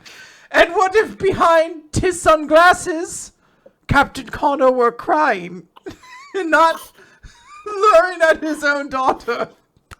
Yes! Marvelous! I've created art! Rebecca is, of course, very angry. She's like, hey, what the fuck? You're my dad who abandoned me? And she's like, he's like, I didn't abandon you. Your mom took me from you. In fact, it was kind of me who got, like, abandoned from you in that way. And I like, yeah, I guess these two are a lot alike. And it's like, I guess when you draw them literally the same way, but I don't know if their personalities are all that much alike. But regardless. I gotta try to. Some reason this really weirds me out. Hermit is like, oh, hey, that reminds me. Connor did talk about camera angles once. This is Hero. You programmed a game. Can you not think of a better way to make a gaming jargon connection than this? And he's like, yeah, Connor at one point said, blow me down. This lady's camera angle be tightly fixed. And they're like, that's something like someone would like have tunnel vision. Like normally you'd say that person has tunnel vision, but he specifically talked about camera angles. He had that term in his mind from watching Rebecca's gaming streams. So he's watched all of her videos. And it's like, including. Yeah, well, okay. He says, yes, I watched. Rebecca's like, you watched all of my videos? And he's like, not all of them, but yeah. And it's like a kind of like a weak moment for him. And he's like, yeah, I did watch that one where you had honey dripping down your cleavage. That's for some fine work. And Rebecca is obviously like, you're my father. You should be angry about that. And then Weiss goes to look up that video, and she actually did it. I'm still very confused about what Rebecca's gimmick as a B-cuber is. If there was just put on cat ears and just went places. Yeah. Why was there a video where she's like, I'm going to pour honey on my boobs this episode? Also, apparently, it's just Pornhub. B-cubes, just you could just post actual like softcore pornography on that site. But that time when she met all of the B-cubers, there apparently was none of the ASMR sexy, or any of that stuff in that group. Clearly, they just make so much money that they were too well protected. Yeah. So, why she dripped honey down her cleavage? Question that's not really answered. Like, what? No objective established. Like, did you accidentally do it? Was that the point of the video? Like, I'm kind of curious, but we'll never know. There is supposed to be a joke there. Like, obviously, it's just the horniness, and then the bottom panel is Rebecca's boobs because we're cutting to a bath scene, which is meant to visually create the image of honey going down Rebecca's boobs, I guess. But I suppose the joke is supposed to be that Connor just brings this up in a way that's not like weird. Like it would be strange for a father to bring up like the most sexually kind of explicit video of her collection. And it's in that weird reign of like, I can't tell if Captain Connor is still kind of horny for his daughter, or if the joke is supposed to be he's just dumb and doesn't understand his context. But based off the fact that he looked at her boob and butt earlier before, I'm going to say he's just horny and weird. Maybe he was watching the video and he did sincerely think that there was a lot of great craftsmanship. That's where he thought the camera angle was really tightly fixed, yeah. He's just watching this video of Rebecca dripping sticky stuff down her naughty bits, and he's also crying, like very, very. It's like, oh, he's like, oh, me boy, me little girl. We cut over. Labilia is there bathing Rebecca because it's bath time. Reminding me that Labilia bathing time. It did make sense for Labilia to be in that last arc because she didn't do squat. But I guess she's here. And hey, Nick, finally, Couch Po also gets to be in one of these bath scenes. There she is. Yep, right there. No, the corner right there. It's over there. Over there is where she is. Yes. Rebecca is just kind of talking about like how this is kind of a difficult thing to like relate to. Like she's like, how am I supposed to be really happy about finding my father like this? I didn't want this to be how it happened. There's a side joke about Hamura finding the water too hot. I don't understand why it's there. It's because that's her thing. She finds things hot. I guess. Yeah. Couchpo brings up, she's like, hey, there's plenty of people out there who never get to really see their parents. And Rebecca remembers like, oh, right. Like, that's true. Like, there's a lot of people on this ship very specifically who would probably enjoy the opportunity to see their mom or whatever. Mm-hmm. Labilia brings up how in one of Rebecca's own videos, she talked about how she didn't have a mom or a dad, but one day she'll be very happy to meet them. And then when they do, all of them are going to cosplay Happy. And Rebecca's like, oh my God, he definitely wouldn't have watched that video, would he? Which is just kind of a weird shot to add in there because we find out later on he did, and it turns a cute moment into a dumb one. Surely, Captain Connor wouldn't watch like a really heartfelt video that you did. No, he would watch the one where you dripped honey onto your boobs. Like that's the less concerning one. Yes, clearly. Hamura challenges Clean to a fight because it's so hot, and Hamura's just like, because this is where I battled Elsie, and then they look to the sky. Hard cut over. We had to. This was we had to get like the transition, So we needed to bring up Elsie. That's why Homura was even in that scene. Shiki is talking to, I guess, the only other drawn member of Elsie's crew that we ever heard of who didn't get killed on the planet. And the guy's like, hey, Elsie and like the other people are still all missing. Have you heard anything from them? And Shiki's like, nope. Definitely haven't heard anything of them. And Hermit's there is like, hey, Shiki. And Shiki's like, I know, Elsie chose her own path. I respect that, but I just don't know how to explain it to her crew. And I guess the other good joke in this chapter is that Clown is there, like, on an interrogation table. He's like, I feel like you should just tell them the truth. I feel like they should definitely know, as opposed to just lying to them that all their friends are dead. Look, keeping the lines of communication obscured between yourselves and a crew that you have even a remotely positive relationship with can only end positively. Just look at all the times that it's worked out in wonders for you. Remember that whole thing that happened with you and Justice because you didn't just, like, you know, talk to them about stuff? Yeah. Anyway, Clown's there. Yeah, Clown's there. They're like, hey, let's start interrogating him. They're like, hey, we found out Ziggy wasn't commanding you. It was the Eden's one itself. And Clown's like, yep, you figured it out. And they're like, well, who is it? Who built the ship? And I'm like, Master Ziggy. And it's like, well, how did it gain a mind of its own then? And Clown just like kind of puckers. It was like, is it really that strange for a machine to have a heart? And they're like shocked by this answer. And then I guess Shiki's gravity pulls in the memories to show us that Clown in his previous life knew Sister, so we can get that connection as well. I'm really not sure what the catalyst is supposed to be. I assume it's Shiki. It just happens. Just sometimes it happens. Because the other ones seem to happen like when they met each other and stuff like that. This one's just like, yeah, boom. Hey, we found out he was a doctor. And Sister was a patient of his at one point that like was kind of desperate to know if she's going to be okay. And he's like, yep, I'm the acrobat of the operating table. I'm like, the fuck does that mean? What does that mean? You hop around the fucking operating table? What does that mean? If your doctor tells you that they are known as the acrobat of the operating table, ask follow-up questions because... They could tell me they are the acrobat of the operating world, and that would give me slightly more confidence. I'd be like, that was a mildly enjoyable Sega Genesis franchise, I guess. Oh, God. And they're like, hold on, big alert's going on. Everybody get here now. Especially Rebecca and Connor. And we cut over and we see Connor is in a happy costume. Because they're like, Saint Fire knocks. Rachel, she's awake. And it's like a bummer because I feel like showing that, like explaining originally, like, hey, Rebecca had this like video as like a child that she like had a wish for what her family would be like when she got to meet them. And Connor like watched that and saw it. And then surprising her with it would have been a kind of cool idea. Now I just feel like it's a thing Hiro wrote so that Captain Connor could be in a dumb cat costume for the rest of this scene. Yep. And that's that.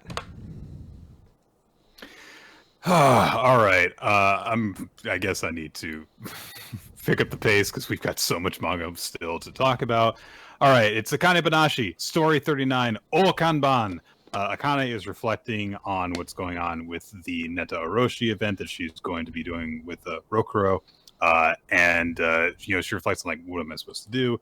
She thinks about how another Rakugoka refused Akane's assistance, of course, because of the fallout between her and Rien. And she's like, I mean, look, at this point, I'm not even going to be able to learn any new stories because none of the masters are going to want to assist me. And I can't just go back to Master Shigema after the conversation we had because I'm supposed to be transitioning to the phase where I branch out and learn from other people. So what do I do? As she's walking along, she comes across this long line of people who are lined up to see Urara Run Saika perform, the very, very famous female Rakugoka that we've been getting hints at introducing recently. The current Tate that she's been working with happens to be there, and he like freaks her out because he just comes up unannounced and explains like, oh yeah, she's an Okanban, which is the Okanban are a small handful of Rakugoka that are so popular and powerful they can fill up an entire performance hall all on their own. they are that big a draw. And and this one is for the most successful female Rokugoka at this moment, Urara Ransaika, who happens to come by at that point.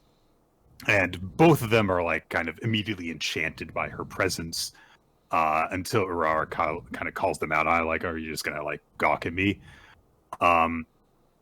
Urara has a Futatsume with her named Mayura, who has come with bags upon bags of things to help out. She like lays out tea and a cushion for her and does a tea ceremony like right there, right away. And when Akane asks her like, "Oh, why are you always this prepared?" She says, "Oh, no. I actually packed on the lighter side today." When Akane asks that this is a ton of work for her, she says, "No, because I get to be at my master's side, and it brings me nothing but joy." And she opens up one of the bags. She's brought 5 different kimonos so that Urara can have her pick and have whatever she wants. Urara is like, "Oh, that's very helpful. Thank you." Mayura kind of blushes and gets this weird look on her face, and Akane is like a third party to this, watching it happen. She's like, why does this feel so weird? And for a moment I was worried about the way that people were going to be like drawn to Urara, because it's like they're all in love with her, but it's not quite that. It's that everyone is like immediately obsessed with her and obsessed with getting any sort of attention from her. People are like, orbiting around her backstage at the performance hall. Yeah, dude. Didn't you see what happened when Lady Demistera or whatever showed up in fucking a Resident Evil trailer? You put a mommy in the trailer and people start going wild for it. Yeah, Lady Dimmadome. Owner of the Lady Dimmadome. Owner of the Castle Dimmadome, so. The Tate Zenza says, "Oh, maybe the story is true, or it's really just a rumor that during her first ever performance, Master Urara forgot her material, and for the 8 minutes she needed to fill, she just sat there without uttering a single word. But that's not the crazy part. Of all the people who took the stage that day, she got the greatest applause, even though she didn't say anything." And the Tate Zenza is like a fucking ridiculous explanation to like it's crazy. Everyone's like, "Yo, she's so cool." I just watched her say nothing for 8 minutes straight, and like couldn't stop applauding at the end of it. He says that his master told him that Master Urara's performances are like a drug, so people can't get enough of her no matter what she does. Urara, after that, wants Akane to help her out with stuff, and she has her just kind of like model some kimonos for her. And Akane's getting to a point where she's like, "Aren't you supposed to go on stage soon?" And she's like, "Oh, I'm just killing time. No one's paying any attention to you here." And of course they won't. The world of traditional arts is ruled by etiquette and hierarchy, and they don't look kindly on people upsetting the usual order. So yeah, she of course has heard about this, which makes sense. She's been in contact with Rokuro. We know this. And she asks Akane, "Do you regret it? Do you wish you hadn't done it? Do you think you made a mistake?" And Akane says very straightforwardly, "Yes, I should not have used Rakugo to get my revenge on him."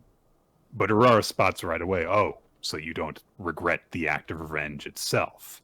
And Akane explains, "Well, I became a Rakugoka in order to assert myself, so I want to be honest with myself." And Urara seems kind of pleased by this answer, but she's also kind of amused because she says, "That sounds just like something that an apprentice of Shigema-kun would say." Which Akane finds really weird that she's, referring to Shigema, this, older man, as Shigema-kun very, very familiarly. But Urara now gets set to take the stage, and as she's, tying her hair up, she says, "If you don't intend to impose your own will, there is no point to pursuing a life in the arts. Watch from the wings, and I'll show you the basics of how to lead a self-centered life." So I will say, a couple of times during this chapter, the way that people kind of flock around her is a little bit weird, but I do like that when she's on her own, she does just exude this cool confidence. So I am looking forward to seeing how the hell she continues to play off of Akane. Yeah, I think we're gonna get some really good mommy moments from her. I want her to step on me, all those sorts of things. It's gonna be a good time. We're just gonna like have to like dive into the disturbingly large archive of mommy fetish sayings that the internet has come up with. I'm sure that there are plenty that we could use. I'll just wait for Brawler to put our fan fiction on this one. That's pretty much like knocked out. Got everything All right. out of there. Got it. Okay.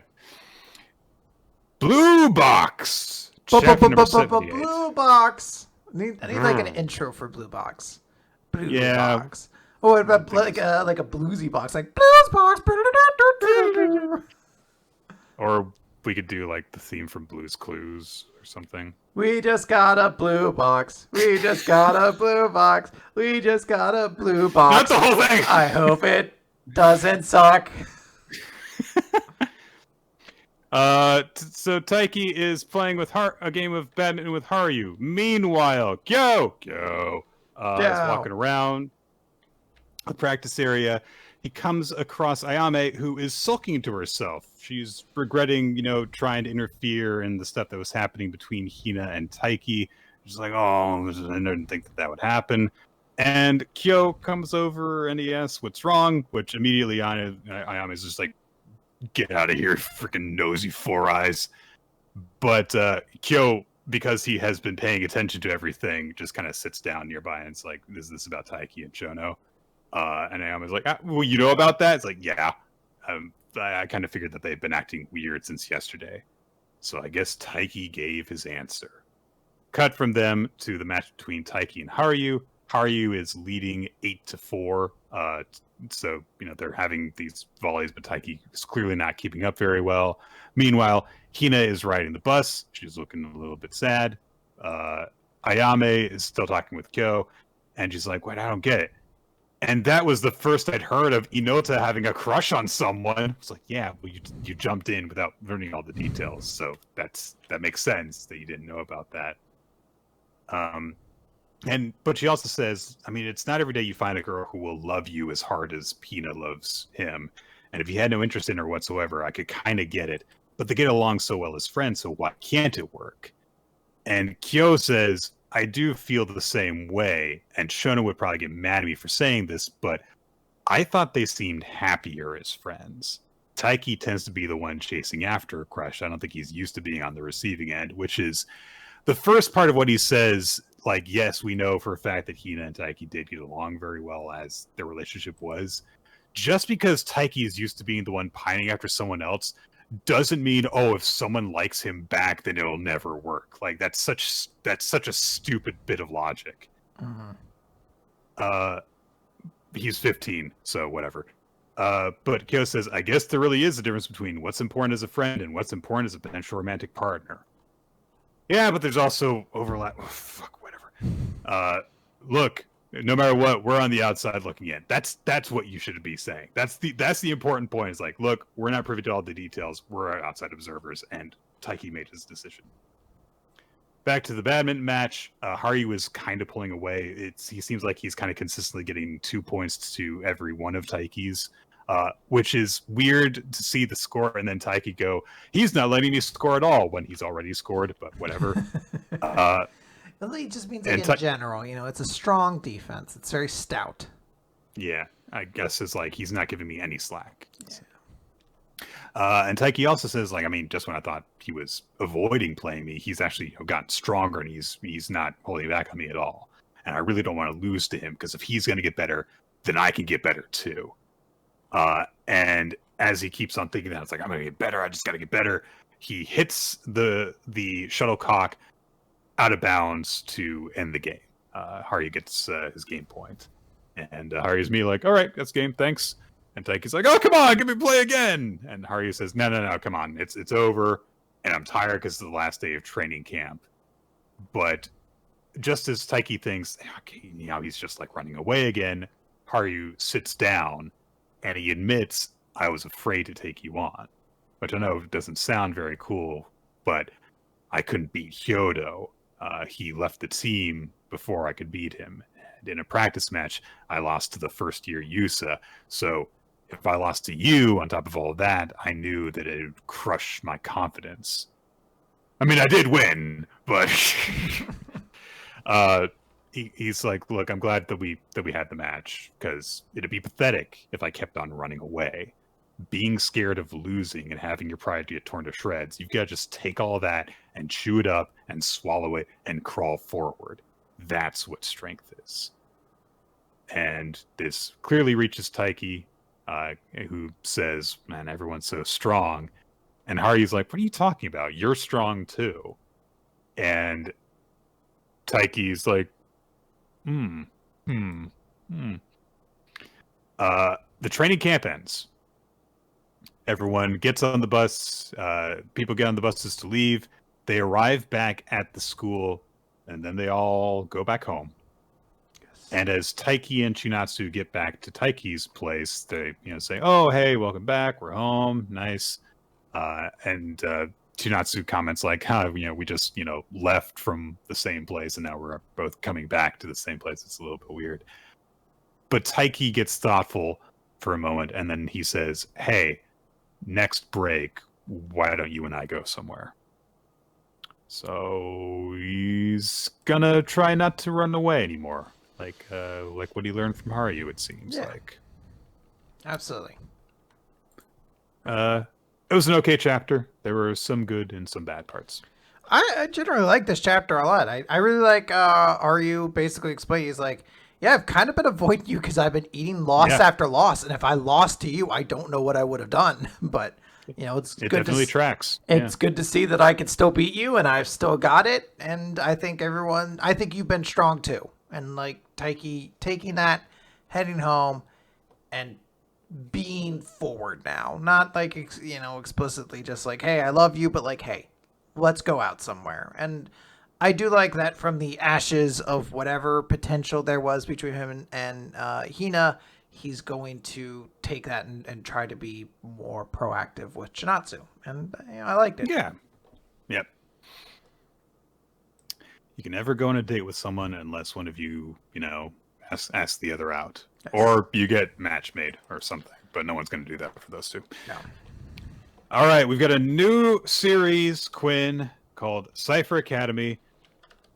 Chapter 1, World War IV will be bought with pencils and paper. World War IV? What about World War III? What crazy world are we in? It's the future. This is a series about code breakers. Not code breakers, but breakers of codes and ciphers. There is this kind of militaristic academy that this series takes place in. Our protagonist,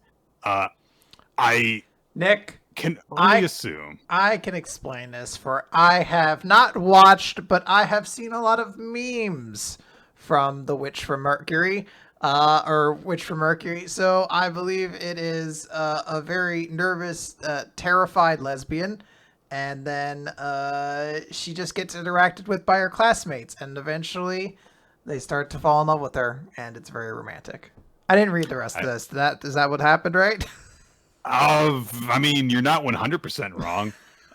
There is this school where it's all about breaking codes. There is some history involved here about the role that code breaking played in World War II, for example, how important that was. And so this is there's this elite school that has been set up to train people, especially girls, because women were very important in code breaking in World War II, to do this stuff.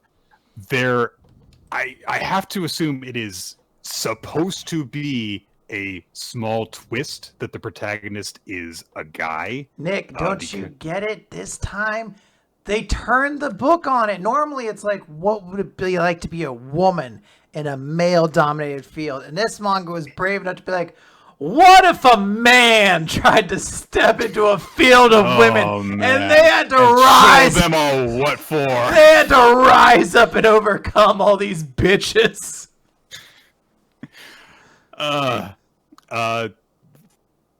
I can't remember our protagonist's name. It's Inoka. I remember that because it's part of the puzzle he has to solve. It is kind of a funny thing because, like, the very first thing to do is, like, this is your introduction, which is they have to solve what is basically a crossword where a lot of the answers are missing, like a lot of the clues are missing, and it's supposed to, like, part of it spells out their their name. So Inoka like can't get this puzzle to even introduce himself. There is this very, very superior, cold, very Satsuki from Kill la Kill looking woman who finishes the quiz immediately. Then when Inoka's trying to figure it out later, this girl with robot legs comes by. Or robot pants, one or the other. Oh, I hope they're just robot pants. Could you imagine every day you just put on robot pants and like, all right, yeah, jetpacks on. They're not jetpacks. There's no actual working machinery in these pants, but you call them robot pants. You just pretend it does these cool things. Yeah. So Toshusai is after this glasses robot leg girl, and along with her friends, but Inoka agrees to hide the girl in the best hiding spot possible, which is just out of view if you just stand right there and I was gonna say move at all. this, like once it's revealed where she actually is, you're like, I don't think she would have been completely hidden. Like I feel like you would have seen definitely parts of her. Like it's not like the table has like something that blocks the bottom, so not at all. Like maybe if she had hidden behind that bookshelf, literally right over there. Yeah, they don't really go into the room, so like they could have gone anywhere. Yeah. Toshusai again mocks Inoka for not being able to finish their introductory assignment, but when they leave, Iroha, not Iko, is his name. So the glasses girl introduces herself as Kogoe and basically says like, "Oh, I can help you out with your assignment." But Iroha says like, "No, I don't want you to do it for me. I want to be able to solve it myself." So instead, Kogoe is like, "Okay, well then instead accept these trendy glasses, and if you put them on, you'll look really wise. And if you just wear glasses, that's not cheating, right? Hint, hint. Bye." When Iroha puts them on, of course, they give him super code solving abilities. We get an explanation later on in the chapter for how it works, but he's able to do the assignment. Toshusai is very doubtful about Iroha's ability to do this. So then she and her cohorts bully Iroha and are like, "Oh yeah, you think that we want to make friends? That's all." And Toshusai is introduced as being like the heiress of this weapons manufacturer. She's got a lot of influence, and they're like, "Oh yeah, you want to be her friend because if you're her enemy, she'll make your life a living hell while you're at this school." And Toshusai doubts that Iroha could have solved the puzzle because he was struggling with it so much before. And so she challenges him to solve a cipher that she has made and presents it to him. And she says, "This puzzle refers to one of us. If you can solve it, then I'll believe you. If not, you'll be my slave while you're at this school," essentially. So Iroha asks to put on his glasses, and we get this very, kind of low-key little transformation bit because he also ties his hair up. So, he's wearing glasses and ties his hair up. Oh, he's getting serious now kind of thing. And the glasses basically just, like, highlight the important information in the puzzle that he gets and give him tools to make sense of puzzles and help him to take leaps in logic. He still has to at least solve the puzzle. It's not just a here's the answer thing, but it's done in a way that makes it more visually interesting as well. And it turns out that there's like a bunch of kanji in it that refer to the different boroughs. And so he's trying to figure out like, okay, so here's this long list of them, but what order are they supposed to be in? How does this, relate to each other? And then he figures out like the answer is Iroha. It's me, the one of the four of us that you're referring to. It wasn't just one of the three of you. And he says that the answer comes from the fact that there's a poem called Iroha, which refers to each of the prefectures and also uses each of the classical hiragana characters once in a particular order. So that order is what's hidden in the puzzle. So I don't know enough about this to know if this puzzle was actually solvable, but because of the context being missing, I do like puzzle solving, and I do wonder if we're going to get ones that have different cultural context that would be more solvable by like a Western audience. If that happens, I think it's going to really define how much I will be able to enjoy this series. Can this puzzle actually be solved? Toshusai congratulates Iroha on solving the puzzle. He collapses in relief. She goes to leave, but then a voice comes over the glasses and says, well, your puzzle is solved, so you lost, so doesn't that mean you should become my maidservant? Which, of course, freaks Iroha out. Toshusai's cohorts are like, what, fuck you? But Toshusai goes forward, and she bows in supplication, says, ask of me whatever you wish, master. But she's got an evil smirk on her face, like, you've won this round, but I'm going to get you, blah, blah, blah. And now Iroha's like, what the hell are these glasses? They can talk. Is there an AI here? What the hell? Girl runs around with high-tech glasses like these. And then, for the big exclamation mark at the end, it's revealed that Kagoe was watching the whole thing from a central hub with lots of monitors and stuff. And she says, you're one to watch, Iroha, to be able to utilize my war weapon at that level out of the blue. I wonder if it would be best to put you straight into the fray as you are. Into the mining war for the 50 million morgue of cryptocurrency assets lying dormant in Cipher Academy. Yo, that last panel is like, what? It's so over dramatic. It kind of works though for how silly it is. Also, she has the robot leg there, so I think it's just one leg. I really have not a ton of thoughts when it came to this. Beyond the Witch from Mercury impressions as I read the chapter, which there's nothing there. But then as the premise is like, hey, it's all about solving not cryptos. Ciphers. It's solving cryptograms. Cryptograms. It's solving all of these ciphers and whatnot in a way that's like absolutely untranslatable is something where I'm like, I feel like there's a very narrow audience for this one. I don't have maybe this is going to be huge in Japan. I have zero idea. Maybe. But I definitely didn't read this chapter like blown away by it. I kind of was just like, yeah. When I was looking at the initial puzzle, there's the little bit in the corner that says, see if you can solve it. And I got as far as, well, it seems like there are kanji in this and that the kanji are important in some way. And that was as far as I got. So yeah, a language barrier cipher puzzle gimmick series could definitely have translation issues. It is possible that there will be a more broad puzzles in the future. I think that, like I said, is going to really define how this series gets any form of international audience. Because if a big part of the draw is going to be, can you solve the puzzle? No, because I don't speak Japanese. There's a bit of a barrier there.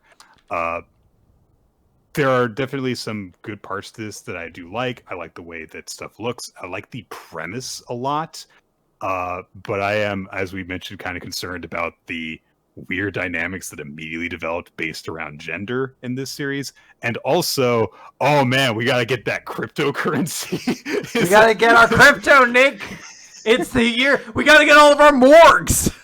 And they're buried underneath the school. It does concern me because anytime crypto is brought up, like, oh, hang on. Yeah, if this manga, it was in production for so long, they just released, they're like, there are 12 legendary NFTs we must gather, and they just didn't have time to change the premise. So for me, the jury is very much still out on this, but we'll see. We'll see how the next few chapters play out. Yeah. And we'll see if we keep up with it like we did with Ginka and Luna. So, which is in chapter 11. Dragon Tamer. Ginka and Luna set off, departing from Karuha and company. They're going to make their way to the guild. They finally acknowledge that Beretta and Anemone are missing. They go back to the guild. Like, hey, where were those people we had with us? Also, they specifically are leaving Minigin behind. So, okay. We hardly knew him, but all right. Ginka mentions, I wonder if they went on ahead. I wonder if they've made it past the final challenge. They spot Beretta's hat over a hill and jump up there, but the hat's not being worn by Beretta. It's being worn by a little old lady who is just kind of sitting there on the ground because she came out to the wilderness looking for fruit. Her foot slipped when she tried to pick it, and now she can't get up. And Luna says, oh, well, have you seen anyone else up here? Because you're wearing my friend's hat. And she says, no, I ain't seen a soul. And this is my hat now, which is great. That's how I would expect her to react. Yep. They immediately come across some freaking giant golems and have to dodge them. Ginka and Luna run up the arm of one of them. And Luna also uses the paralysis spell she demonstrated in the previous chapter to stop it from smashing them. And Ginka's, just really impressed by her abilities, and also the fact that, like, not only that, but she's really confident and bold, way different from the girl who was crying all the time as a little kid. And then, in a moment that feels like it should get a lot more attention, they snowboard off of the back of the column. But no, we have to move on from that. There are dragons that show up after this point in the chapter. It's insane. Luna's freaking out over how much fun that they're having. A Ella horn shows up. It's a centaur dragon elephant-headed monster thing. And then there's a bunch of dragons as well.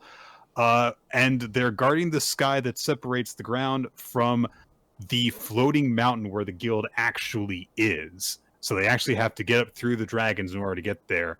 And Luna does start to express some doubt as the dragons are coming towards them, until the old woman says, sit! And all the dragons just sit calmly around all of them instead. And she introduces herself as the Dragon Tamer, who acts as the guild's sentry.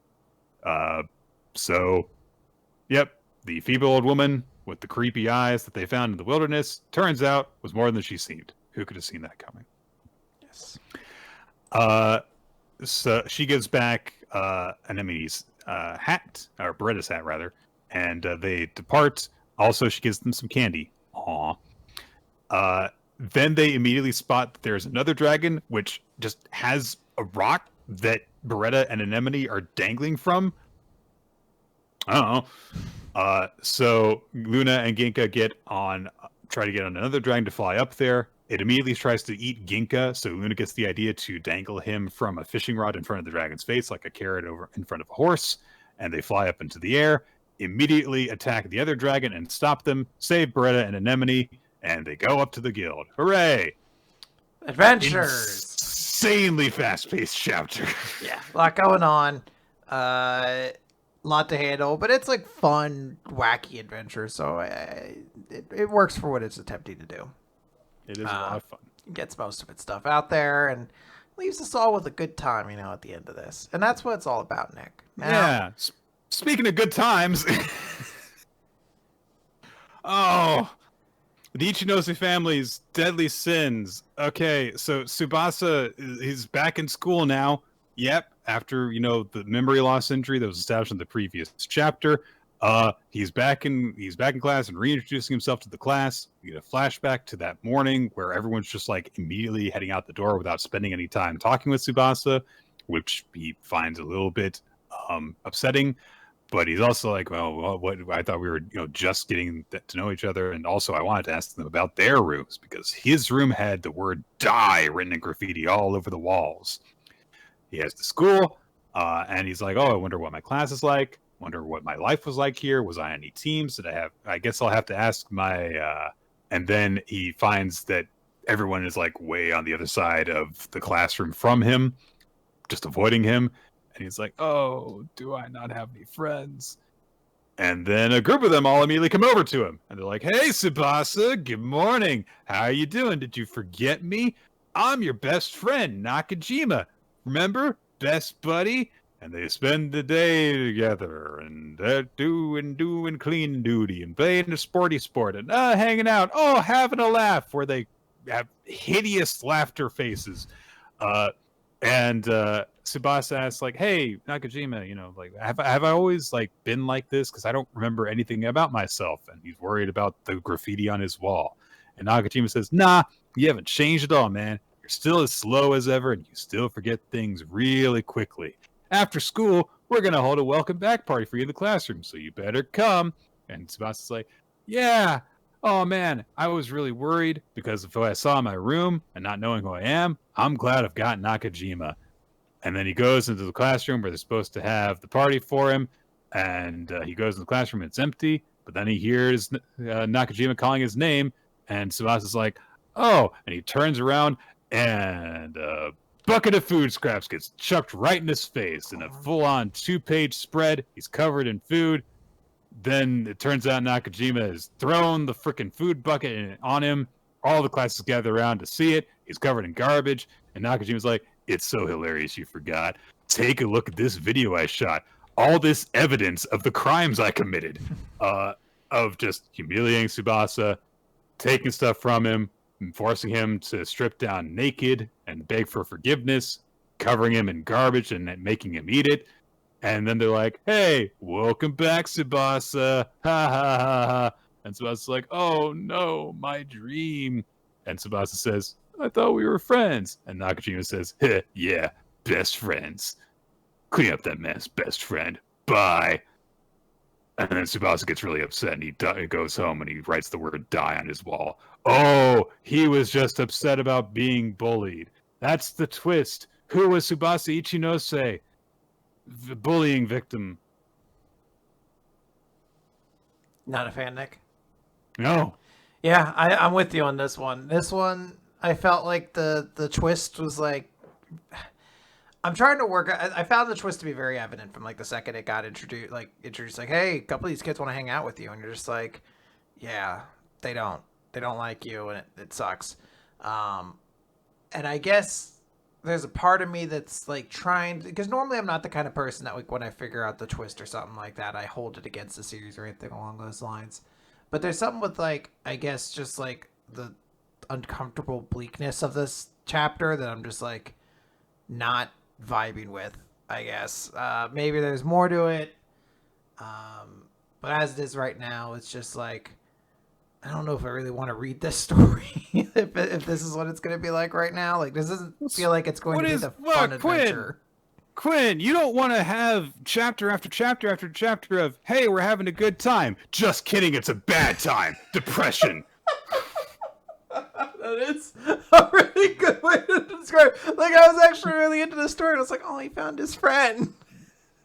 Can we go back to that point where, like, you know, he had a friend and, you know, they did fun things together before he made him eat garbage. Oh, man. I love reading stuff that just, like, makes you go, like, oh, don't you feel happy? Too bad! Stop feeling happy! Life is full of liars and bullies! I'm still gonna, like, optimistically try to look at this, but, yeah, this was not my favorite of the two chapters. All right, I've got a puzzle for you, Quinn. All right, let's do it. My puzzle is this. Pitiless prison patroller prepares platter of pepper. Big Boss Man. That is absolutely 100% correct. Yeah. Do you know what the platter of pepper is? Did he make someone eat pepper spray? He made Al Snow eat his dog, who was named Pepper. Oh, well, that's awful. Yeah. That's presumably because Vince Russo watched South Park, I think. So that's fair, I guess. I have a game for you too, Nick. Now, okay. The score is currently 1-1, and as established last week, we have two things at stake. If you lose more than you win, the audience gets to pick a recommendation for us. But if you win more than you lose, you get a pizza. So there's that looking for you. I have the wrestler in mind. Let me know when you're ready. I'm going to start this clock. All right, I'm going to do two things here. One is I'm going to establish that my way of questioning may be a bit truncated this time, as in I might not say complete sentences. Okay. I think that you're used to some of the questions I ask. The other thing is that I'm going to be staring down because I'm also setting a stopwatch on my end, just so I can keep better track of the time. Okay. I'm ready. All right. We're going to start now. Are they an active wrestler? No. Alive? Yes. Male? Yes. Were they in WWE? Yes. Wrestling the 2010s in WWE? Yes. Okay. Did they leave WWE in the last 5 years? No. Okay. After 2013? Yes. Asterisk. Okay. Have they been in movies, Hollywood movies? Not to my knowledge, no. Okay. Were they a tag team champion? No. Intercontinental? Yes. United States? No. Okay. World champion? No. Okay. Oh, I'm completely blanking now. This is bad. Did they wrestle in the 2000s? Yes. 1990s? Yes. 80s? No, and just briefly in the 90s.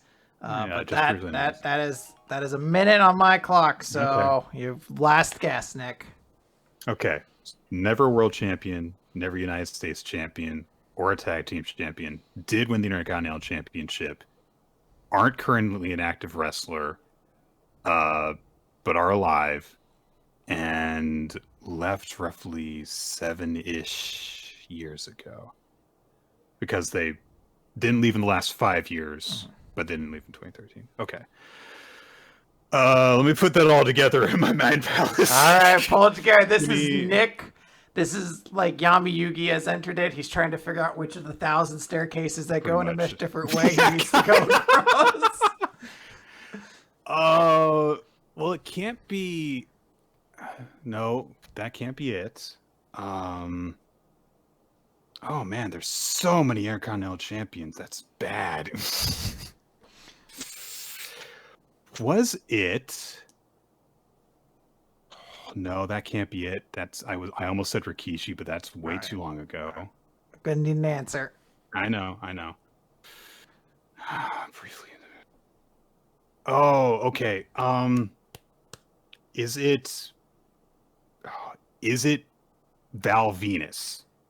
No, I'm sorry. It is close. This was Prince Albert, a.k.a. Lord Tensai, a.k.a. Matt Bloom. When did he stop wrestling? Yeah, that stopped would have been wrestling because he was a commentator on NXT. It was like when it started. It was like 2013, and then he became like the commentator and a trainer. So I was like, that's when he said left. I was like, kinda like he didn't leave WWE to stop. He stopped being an active wrestler. I'm trying to. Let me just see if this actually does match everything that I said. He was never a tag team champion in WWE. He wasn't in New Japan. No, he was in New Japan. Yeah. I feel. And he wrestled he came in during 1999. Oh, Val Venus did win a tag team championship. Yeah, come on with Lance Storm, Chief Morley. All right. Well, that puts at least I was a lot closer this time. Very close. And Nick, wrestling wants a comeback story. You're down 1-2. There's still many weeks left. This is your chance to come back next week even stronger. I feel bad because I had 12 seconds left and I just blanked on any other questions. So, all right, that's fine. Let's keep on going. We got so much manga still. PPP, Chapter 58. Fanta. Fanta, don't you wanna? Made by Nazis. Whoa. so, Fanta emptied out the performance hall with his final performance, and he thinks to himself, had another good performance today. No matter how nervous or flustered I get, once I play the piano, my genius just shines through. And then he just thinks, take that, copycat. So apparently, Sadame did really piss him off. Everyone kind of comes to their senses outside, including Sadame, who also got caught up in the crowd and also left. And he just takes out his phone and says to himself, well, we lost, Lucky. And he votes for Fanta's performance over Lucky's. So looks like Lucky definitely lost their wager. Uh-oh. Fanta, however, thinks to himself that today I shattered my genius into pieces. The genius that's never abandoned me, that always shines. Am I okay with this? What if even my genius abandons me? But as he thinks about this, we see that not everyone left the bleachers when he played. Furusu is still there. He's like a janitor with headphones on. It was just like, yo, you still here? Get out of here, my guy. Come on. I got a suite. Come on. Furusu, all by herself, applauds Fanta's performance, and it kind of draws him out of this, introspective state, and he kind of stares blankly at her. And she rushes down from the bleachers and goes down the steps, and she thinks like, oh man, that performance evoked so many different emotions from the very first note, and then by the second note, all those feelings were jammed in and then scattered. This person, Fanta Otogami, revealed a twinkling world just for this audience. And there's a weird little silly moment where as she's, rushing down the steps thinking all these poetic things, where she just like stumbles into the edge of the stage and goes but she's not really messed up by this. She looks up at him and she's got this big smile on her face as she says, your performance was the best today. Because it's you playing the piano, your genius stands out and it can evolve to shine so brightly. And this kind of seems to surprise Fanta. And he thinks about like, hey, I chose this piece of music without thinking. No wonder why. Oh, right. Mom's going to die today. Oh. Whatever. Oh, man. Come on, bud. First, it kind of like gets embarrassed about how she just kind of like gushed about Fanta's performance, but then he, says he starts talking to her, but before he says anything, he thinks like, I played piano on the stage and I'm glad that I did. My genius will still be my genius tomorrow because I'm a genius pianist. I feel like someone gently said something really kind to me. And we get this full-page spread of Fanta, who seems to have finished wiping away tears as he smiles at Furusu and says, thank you. There's a human down there trying to get out. He's trying to feel actual emotions. It's, slowly but surely. He'll get there. But we have to focus on Sorachika, who got, that big antagonist assist performance and is apparently going to be up to something, because he leaves a note with Wolfa, one of the Ogami assistants, and says, hey, can you give this letter to this note to Fanta later, and hands it over, and it says, dear Fanta, ottima esibizione. Don't know Italian, I'm sorry. And that's just kind of it as we get set to cut over to the hospital. Also, the note says, I'm going to disappear for a while. Don't come looking for me. I'll be fine. Yes. I'll be curious to see what this all means. I do like this character development for Fanta. He really is becoming like a full-fledged character. I also really like this moment for Furusu, who didn't get to do really anything this arc, but she has this kind of big moment where, as an audience member, she got to kind of really participate, which is very, very cool. So, good job, Megami character. The Italian in the note basically means, hey, good performance. There you go. Yeah. A boppity boopity. Yeah, that's what it said. That's right. All right, Nick, let's talk about Mashle, Magic and Muscles, Chapter 133. Finn, Ames, and the Staunch Fellowship.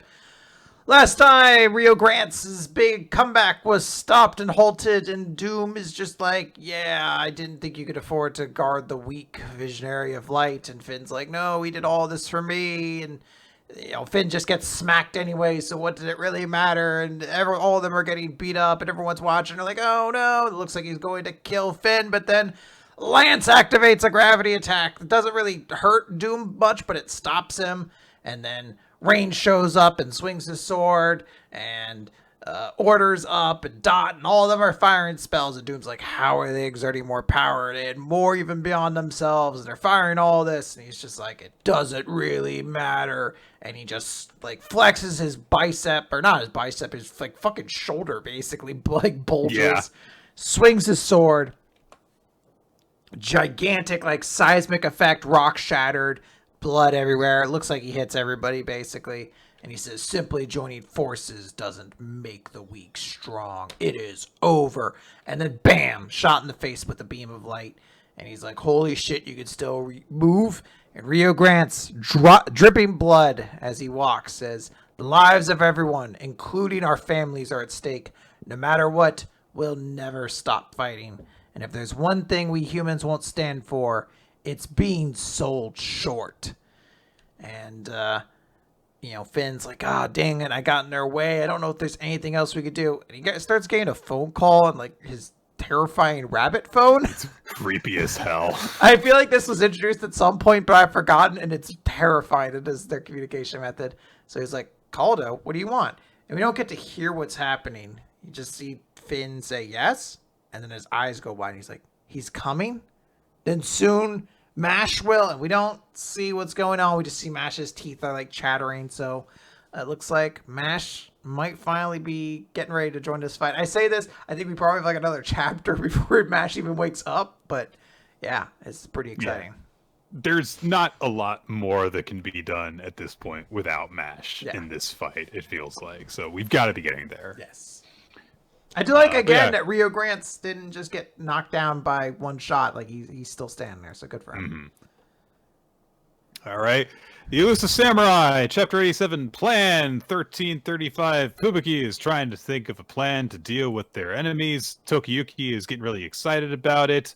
And all of the other members of his group are kind of reflecting on how Tokiyuki kind of like just brings stuff out of them by like being relentlessly interested and optimistic about their abilities. Like Genbo was training, and Tokiyuki's like, I'm looking forward to seeing you fly one day.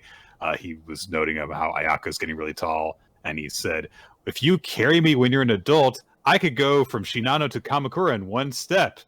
And Ayako doesn't object to this with the logic of that's impossible. It's how much rice would I have to eat to do that? In order to turn into a giant the size of Japan. Yes, that's the problem. Mm-hmm. Fight is going on. There's a bit of a note about what Uesugi did to all of these science soldiers in order to get them to fight this way. They did weird experimental stuff. Yep.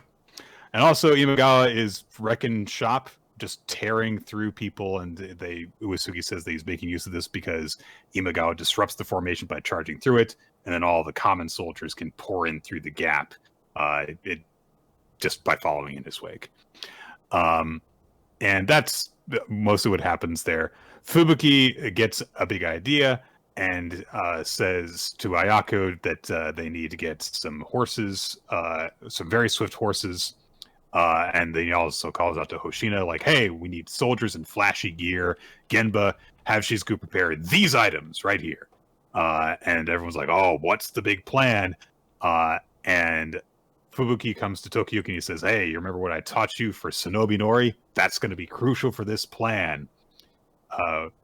Things are going bad on the battlefield because Imagawa is disrupting stuff so much. Morale is way down because people are in a panic as this weird horseman goes through them.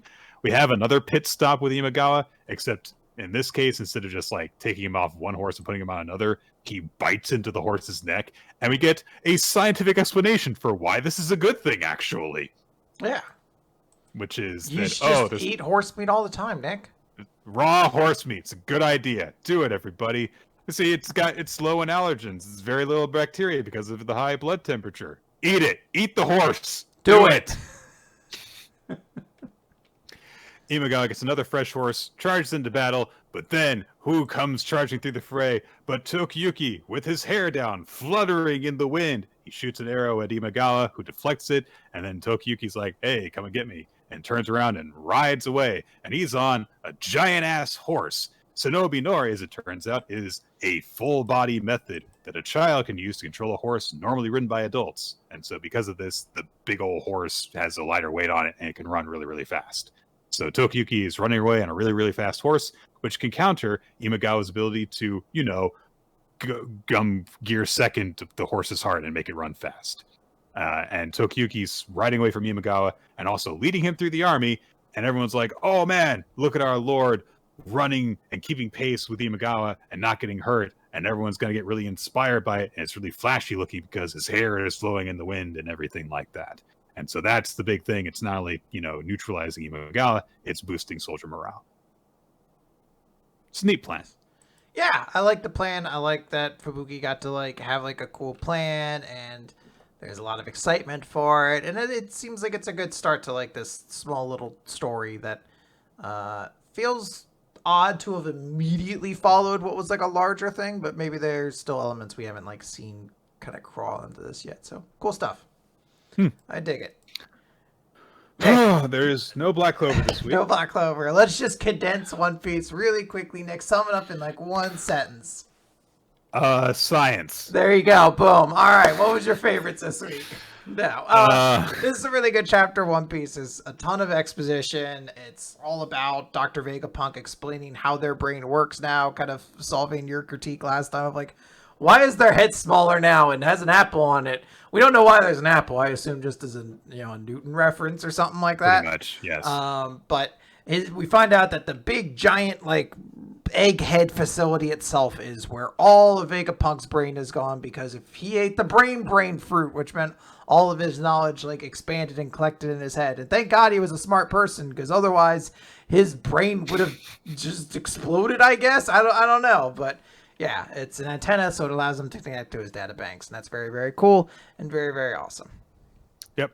And he talks about how, like, oh, and, everyone could, like, potentially share this. There would be this huge database that everyone could draw from. Bonnie's like, I'm going to kill him. And Vegapunk's big objection to, I'm going to kill him, is, no, that beam saber was a failure.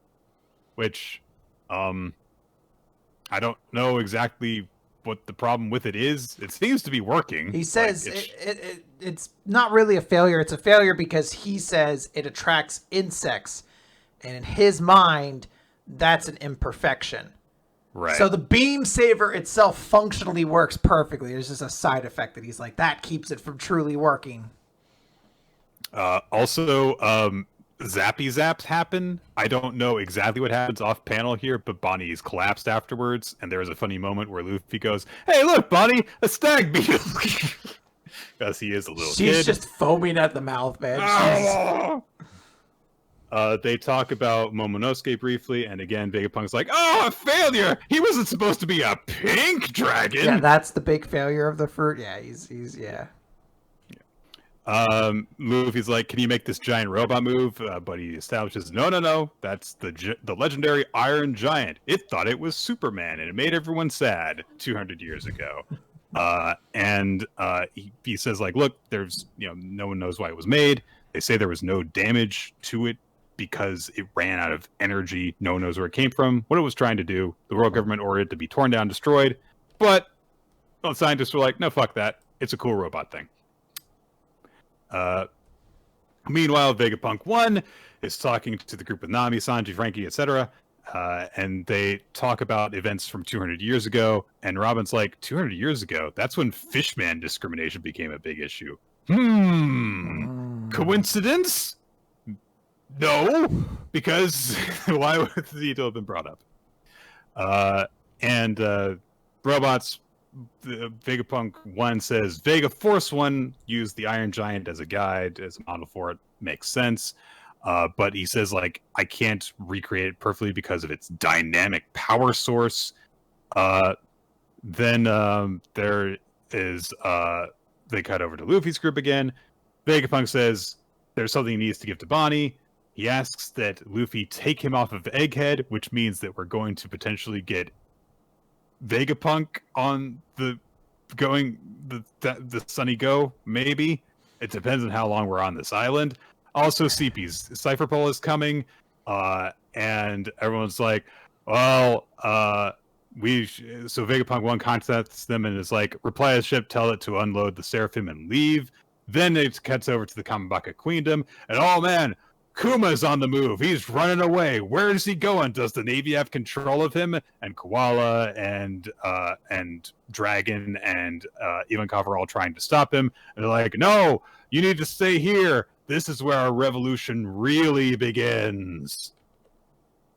Parts are moving. Yeah, it's very cool. Like, I do like the idea that, the Cipher Full thing goes out, and then suddenly the Kuma robot happens, probably potentially sensing something happening with Bonnie. I'm not 100% certain, or maybe it's the Seraphim alert that's being set up or something like that.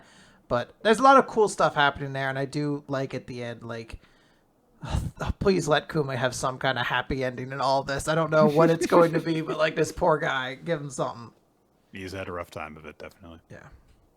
All right, now we're done. Let's wrap this up, Nick. Let's do our favorites and MVP. I'll say my favorites first.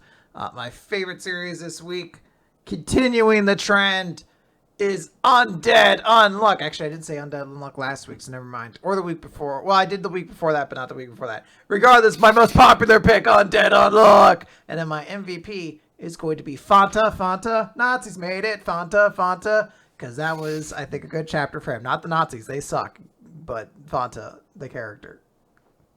Not the drink. My favorite chapter this week was Chainsaw Man. I quite liked the, reflection that's happening and the steps that Asa's willing to take. I really like the direction that it goes, where it's like, it seems like the most obvious ploy in the world, how to kill off Denji. Pretend you're going on a date with him.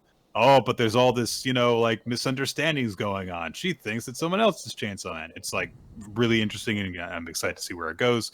But also, just like the stuff that happens within the chapter is very cool. And there was a good ass cat in it, so there's that too. Yeah. My favorite character, I'm a little bit torn on. I want to give it to Fanta. I also want to give it to Fuko. I think I'm going to lean into giving it to Fuko just because it's really cool to see, how much she has grown and how far she's come. And although this is a very sudden, power upgrade, because it's like, oh, it's a time skip kind of power upgrade, and she's got a lot more confidence. All the experiences she had prior to her big time skip were leading her to want to prepare for this moment. And it feels like, okay, all the time that she spent on her own was not in vain. Here is the very, very tangible representation of what she can do now. Yes. And the audience agreed. Undead Unluck and Fuko won for Chapter of the Week and MVP. So they really, really enjoyed it. Yay. All right. That's going to do it, guys. For Weekly Manga Recap, thank you for joining us. We are on twitch.tv/RoloT Wednesday evenings, usually starting around 7:30, 8 Eastern time, but to stay updated on when exactly the show goes live, you can follow us on social media. Wherever it is we wind up in this uncertain time, but we're currently at Nick F Time, at RoloT, and the podcast account at WMR Podcast. We'll see where we wind up when the dust settles. Also, you can check out the show on weeklymangarecap.podbean.com. For all of the audio episodes, we're also on youtube.com/weeklymangarecap for a video version. The video versions feature occasional title card art by Steve Man. You can find his stuff wherever boobs are allowed to be drawn on the internet. And also feature an opening sequence by Winslow Cheddar and Milo Jack Stillitz. You can also check out the Weekly Manga Recap Patreon, patreon.com/weeklymangarecap, to check out bonus content that we love to throw out there for you guys. And you can also join the Weekly Manga Recap Discord server. Use that to participate in discussions about the manga chapters as they come out each week, the series that we're going to be taking as recommendations, and also the Google Doc maintained by Ninja X3i, which has all sorts of helpful statistics associated with the show, and also a place that you can throw your own recommendation for a future series for us to cover on the podcast. Speaking of which, Quinn, where are we going to be talking about next time? All right, Nick, you're going to help me with this pick. I need you to pick. I'm going to help you. I need you to pick between one of these three. Would you like to read a dramatic, darker story, a funny battle manga story, or a sports story? I feel like I'd always want to read a sports story. Well, you never know. I'm great. What mood do you think you're going to like the most? Because I can't pick between these three right now. I was leaning towards the first until you said sports stories, so I'm going sports. All right, boom. We're going to be reading Blue Lock. It's a soccer manga. Apparently a very intense one, so we're going to take a look at that. Oda from our Discord was the one to suggest this originally. So this Very influential. Apparently, the Japanese soccer team now is wearing uniforms designed by the Blue Lock author. Yes. So this one's probably going to take us a bit. This is a longer series, and I know volumes are still being translated. I think it's still running as well, so we're not going to have a full picture, but there's going to be a lot to read, so it might take us a little bit, but we'll have time for it. Yeah. So, guys, we will see you all next time. To those of you who celebrate a certain Thursday holiday gathering, we hope that you have wonderful food and spend some time with your families. Yes, I celebrate Ghouls Thursday as well, where all the spirits rise from the grave and throw things at each other. This sounds like a great holiday. I think everybody should join in on it. It's a good time. Ghouls Thursday. Ghouls Thursday. Ooh, it's scary. All right, we're gone. I have no more to say. Bye. Bye!